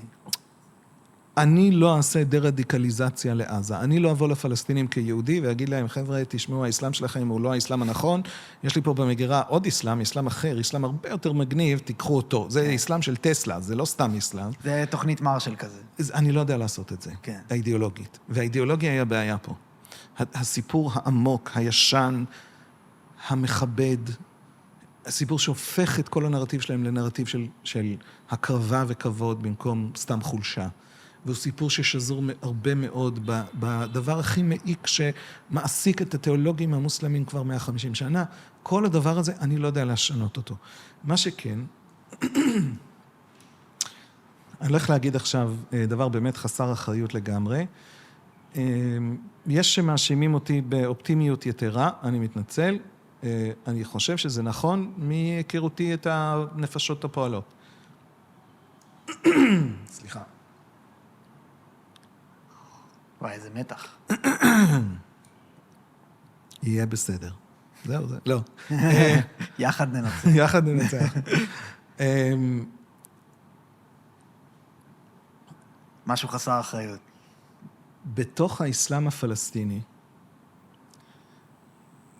יש את הפתרון לאסלאם הפלסטיני. אני מדבר בגדול, מבחינת נציגות פוליטית על רע"מ. אבל זה לא רע"מ, זה לא המפלגה. יש שלוחה, חמאס הם במובן מסוים, חשוב, עמוק, נכון, אבל בכל זאת זה יותר מורכב, שלוחה של האחים המוסלמים באסלאם הפלסטיני, בתוך המרחב התרבותי הפלסטיני. והתנועה האסלאמית בישראל היא השלוחה של האחים המוסלמים, של תפיסת העולם הרסטורטיבית, כן, הגואלת הזאת של האסלאם, מחולשה של 400 שנה וכו', בתוך ישראל, בקרב ערביי ישראל. התנועה האסלאמית, אני אומר את זה לקהלים שחלקם יודעים הרבה יותר ממני על זה, אני מתנצל. התנועה האסלאמית חלוקה לשניים, את זה כולם יודעים. מקימה שייח נימר דרוויש, שבשנות ה-80 ישב בכלא הישראלי, היה שייך באמת לאסכולה הרדיקלית יותר, החמאסית יותר של העולם הרעיוני הזה. חמאס עוד לא קמו, אני חושב, כשהוא הקים את התנועה האסלאמית, ובכל זאת הרעיונות האלה הן ישנות מאוד. ישנים מאוד. כן. אני עכשיו חודשים מדבר רק אנגלית. כן, אז כן. פתאום אני חוזר שיהיה ברור על כל המאזינים. גם לא בנושאים האלה, אני לא מדבר עברית. כן. שייח נימר דרוויש יוצא מהכלא הישראלי ועובר רעיונית מהתנועות הרסטוריישניסט האלה של האסלאם, יש בהם גם אופציות לא פציפיסטיות, אבל לא ג'יהדיסטיות. והוא הופך לצד השני. זאת אומרת, הוא עובר נקרא לזה, מהתפיסה החמאסית, לתפיסה האמצעות שלום. לא, בכלל לא פתחית, שזה עולם אחר, זה שיח גם אנטי-קולוניאליסטי. חשבתי שחילקת לשניים, זה החלוקה. אני רוצה להגיד את זה בזהירות, אבל גם בזריזות. נימר דרוויש עשה תפנית מהתפיסה, בתוך המרחב הזה של הרעיונות האלה, מהתפיסה, זה לא חילוניות, זה לא לאומיות, זה לא פתח, זה בתוך המרחב הזה של האחים המוסלמים כמסגרת רעיונית, שהרעיון הכי בסיסי הוא חזרה אל הדת, חזרה בתשובה, היא תביא את הגאולה הגיאופוליטית, שהיא גם גאולה בסוף תיאולוגית. הוא עשה את התפנית לצד הלא אלים, לא ג'יהדיסטי. והדבר הזה חצה את התנועה האסלאמית, שבר אותה, חצה אותה לשניים. הפלג הצפוני נשאר בקו החמאסי, הובל על ידי ראאד סלאח, אימאם מאום אל-פחם, שהיה גם ראש עיריית אום אל-פחם, לא יודע אם הוא אימאם. קיצור, שהיה ראש עיריית אום אל-פחם, והתנועה הדרומית, הפלג הדרומי, הובל על ידי דרוויש, ואחד מממשיכי דרכו, שזה מנסור עבאס מרע"מ. ומפלגת רע"מ היא מפלגה שמאוד מאוד מעניינת, כי מצד אחד היא בתוך הרעיונות הגאולתיים האלה, האסלאמיסטיים, היא אומרת את זה בפה מלא, היא חלק מזה, זה. מה שהליכודניקים מאשימים אותם שהם האחים המוסלמים, נכון לחלוטין, זאת אומרת, הם בתוך המרחב הרעיוני הזה. מצד שני, פוסקי הלכה שרעית, כן, מוסלמית, שקשורים במפלגה, פסקו בשנים האחרונות, למשל, שיש לך באסלאם חלוקה בתוך השריעה, ש-95% בערך מהשריעה זה איך מוסלמי מתנהג בתוך האסלאם. 5% זה איך מוסלמי מתנהג מחוץ לגבולות האסלאם, בעולם ההינדי, בעולם הנוצרי. הם פסקו שבמדינת ישראל אתה נמצא ב5%, שזה דבר מטורף. מה זה בעצם אומר? זה בעצם אומר שמדינת ישראל לא נחשבת מרחב מוסלמי כבוש, אלא שהיא בעצם לא מוסלמית כרגע, ולא צריך להתנהג כאילו שהיא מוסלמית, אבל באופן רגעי והראי כבושה. הדבר הזה, כשמנסור עבאס מדבר גם בערבית וגם בעברית, ברעיונות, בנגיד 4-5 השנים האחרונות, ואומר שמדינת ישראל היא מדינה יהודית, הוא בא לשם ממקום דתי. אם אתה מבין שוב, אני מתאר את העולמות של אנשים אחרים. סליחה, אני בא מבחוץ, מנסה להסביר. אם אתה מבין את ההצלחה ההיסטורית, בהיסטוריה, כסממן מסר להתאמה לתוכנית אלוהית, לסינכרון עם התוכנית אלוהית. איך צריך לפרש את העוצמה המאוד משונה ומאוד לא מוסברת של היהודים? פתאום, באמצע ההיסטוריה, פה. מה זה? מה זה הדבר הזה? אז חמאס אומרים, חמאס פותרים את הבעיה הזאת, והם אומרים בגדול, זה מבחן אלוהי. זה כדי לעורר אותנו למלחמה הגדולה שתציל אותנו מהחולשה ותגל את העולם. ואנשים כמו מנסור עבאס אומרים, למה האל נתן ליהודים כרגע את המקום הזה? התשובה שאני מצליח להוציא מאנשים שבמרחב הזה, זה בגדול, אין לי מושג. אני לא האל, אתה האל, אין לי מושג. אבל אני אדם מאמין. ואדם מאמין יודע דבר אחד גדול. בסוף ההיסטוריה, כל היהודים בארץ ישראל יהיו מוסלמים. בסוף זה ייגמר, בדיוק כמו שהאל אומר שזה ייגמר. נכון? כן, היא אדם שאמונה, אתה מאמין, אני מאמין, כולנו מאמינים, בסוף הם יהיו מוסלמים. עכשיו, כרגע, אני צריך להרוג להם את כל הילדים? אני צריך להתחיל לטבוח בנשים וילדים כדי עכשיו לעורר את האסלאם ולצאת להם. אתה יודע מי צריך לעשות את זה? מי שלא מאמין. אני מאמין, וחמאס לא מאמין. אנשי אמונה אמיתיים, סבלניים יותר. מתוך השמרנות הזאת, יש לי את האורך רוח להיות סבלן. כן. אבל זה גם משחרר אותי, התודעה הזאת, שמתוך אמונה אמיתית וכנה, אני לא צריך לרצוח אנשים כדי לגאול את האסלאם. מה זה הדבר הזה? איזו חולשה יכולה להיות באסלאם יותר גדולה מהחולשה הזאת של להגיד, אנחנו לא נגלים בלי לטפוח בילדים. כן. זה אסלאם? זה האסלאם? זה הטענה החמאסית, שזאת האסלאם?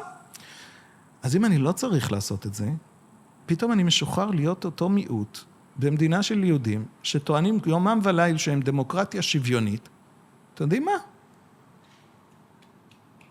דולרים. תראו לי את השוויון שלכם, תראו לי את הדמוקרטיה שלכם. עכשיו אני משוחרר להיות סתם מיעוט שיכול לבוא ליהודי בדרישות, כמו מיעוט, במדינת לאום, של מישהו אחר. כמו באירופה, כן? כמו בכל מקום שיש מיעוטים לאומיים במדינות לאום. פתאום אני משוחרר להיות דבר האסלאם האסלאמיסטית, שזה לא אותו דבר כמו אסלאם, זה אסלאם פוליטית הזאת של האחים המוסלמים, הרחב הרעיוני הזה, של הנחדה, של ההתעוררות הזאת של המאה ה-19, האסלאם הזו, יצרה גם את הפלג, את המפלגה, את התנועה, את הכוח הפוליטי הכי אנטי-ישראלי שרוצה להשמיד אותנו, במובן שהוא מוכן לעבור בית בית ולראות בכל אחד מאיתנו בראש, כולל ילדים ונשים, וגם את הפלג הפוליטי הפלסטיני, ערביי ישראל, חושבים את עצמם פלסטינים, חלק יותר, חלק פחות, אבל כולם באיזשהו מובן. כן. הכי פרו-ישראלי ומוכן לקבל את ישראל כמדינה יהודית לאורך זמן במשך שנות דור, כדבר שההיסטוריה כרגע שמה פה וצריך לקבל אותו. יותר מכל חילוני ויותר מכל אליטה ליברלית פלסטינית ויותר מכל פתחניק ויותר מכל... שתי האופציות האלה באו מהעולם הדתי הזה. הפתרון הוא מנסור עבאס? כן. לא מנסור עבאס האיש. הוא בכל זאת פוליטיקאי במפלגה ועושה את מה שהוא יכול, ויכול להיות שגם יגיד איזה משפט לא בסדר, ואז נצטרך לחשב מחדש איפה הוא עומד, והוא נתון ללחצים. אתה מדבר על הרעיון החילוני האסלאמיסטי. אבל מאז שהוא מדבר ככה, הוא הפך להיות המפלגה הגדולה ביותר בקרב ערביי ישראל. כן. וזה לא סתם. זאת לא תודעה צרה ומנותקת. יש הרבה מאוד רצון לאינטגרציה עמוק בקרב ערביי ישראל, ורואים את זה בכל מיני מחקרים וסקרים, ויש תחושה אצלם שאנחנו כושלים בנכונות הזאת שלהם להיות לאינטגרציה. וזה סיפור אחר, כן, אבל זה לא דבר קטן, זאת אופציה דתית שמישהו משם לחלוטין מתוך השיח הזה והרעיונות האלה וההיסטוריה הזאת והזהויות האלה, משם ממש יצר דבר שאני כן יכול לחיות איתו, לא רק שאני יכול לחיות איתו. אם יש עתיד לעזה, זה העתיד של עזה, זה הרעיון המסדר של ההיסטוריה הפלסטינית, שיכול לתת תשובה לרעיון המסדר החמאסי שמשמיד את עזה. וישמיד את עזה עוד 20 פעם, אם אנחנו לא נעשה את העבודה של דה-רדיקליזציה. עכשיו, הבעיה העיקרית, זאת אומרת, מתוך אותו אסלאם פלסטיני בא הפתרון לבעיה של אותו אסלאם פלסטיני. זאת הטענה שלי. הוא שם, הוא קיים, אפשר להתחיל להתנהל איתו. אגב, אפשר להתחיל לחזק אותו. אני לא יכול לבוא לפלסטינים ולהגיד לפלסטינים, זה נכון וזה לא נכון. זה מה שיפיל אותו. כן. הדבר היחיד שאני יכול לעשות, וזה לגיטימי וזה בסדר וזה מותר וזה גם צורך השעה, זה כשהוא מושיט יד, לקחת את היד הזו, לקבל את זה, לדבר, להתנהל. אני לא ראיתי שהוא מושיט יד. הכרה במדינה יהודית. הנכונות הזאת לבוא לשולחן הקואליציה, לשחק את המשחק, להגיד, אני חרדים. מה זה חרדים? פעם הם לא היו כל כך ציונים, היום הם פתאום נורא ציונים, אף אחד לא שם לב שהיה פה מעבר. לפחות בחרדים לא אומרים שהיה פה מעבר, אבל היה מעבר מאוד גדול, אבל הם לא היו. מה עשיתם אז?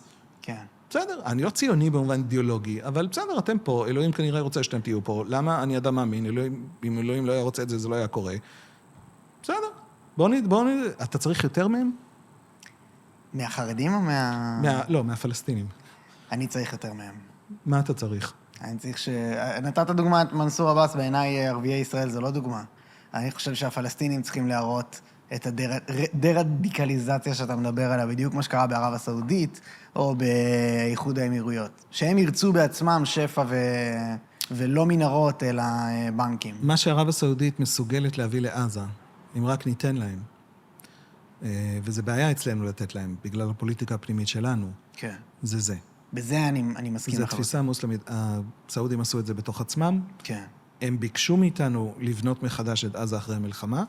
זאת לא בקשה זה לא שהם נדיבים, הם אולי נדיבים, אין לי משהו נגדם, אבל הם רוצים להעביר את עזה מהאחים המוסלמים אל האסלאם הסוני השמרני, ושם להיות, שהפלסטינים, המרחב הפוליטי הפלסטיני אצלם, והם מציעים לנו את זה. זה בא מתוך האסלאם הסוני השמרני. זה נשמע כמו פתרון. כן, ועם הפלסטינים מספרים לעצמם סיפור אפילו איסלאמיסטי, הכי מוסלמי, שהוא רעם, זה גם פתרון. זאת אומרת, יש שאלת איך מתקדמים.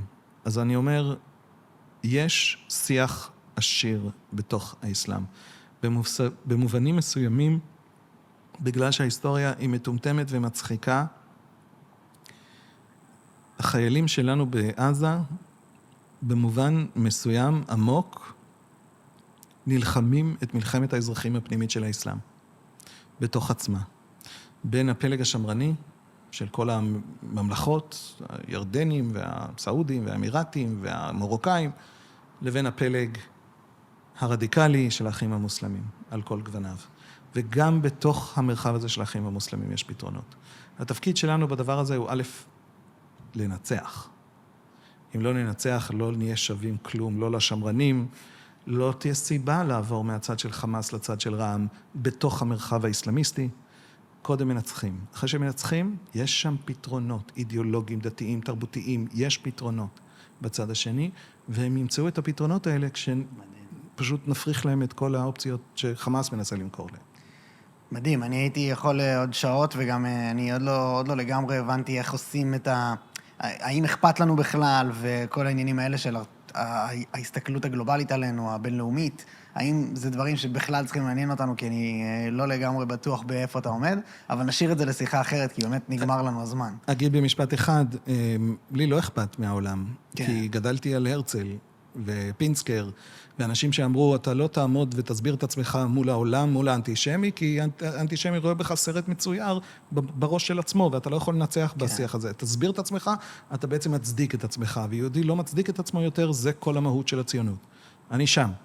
עד שפגשתי יהודים באמריקה, שהם במשבר עמוק, כי הליברליזם סביבם פתאום תוקף אותם, פתאום רואה בהם אויב.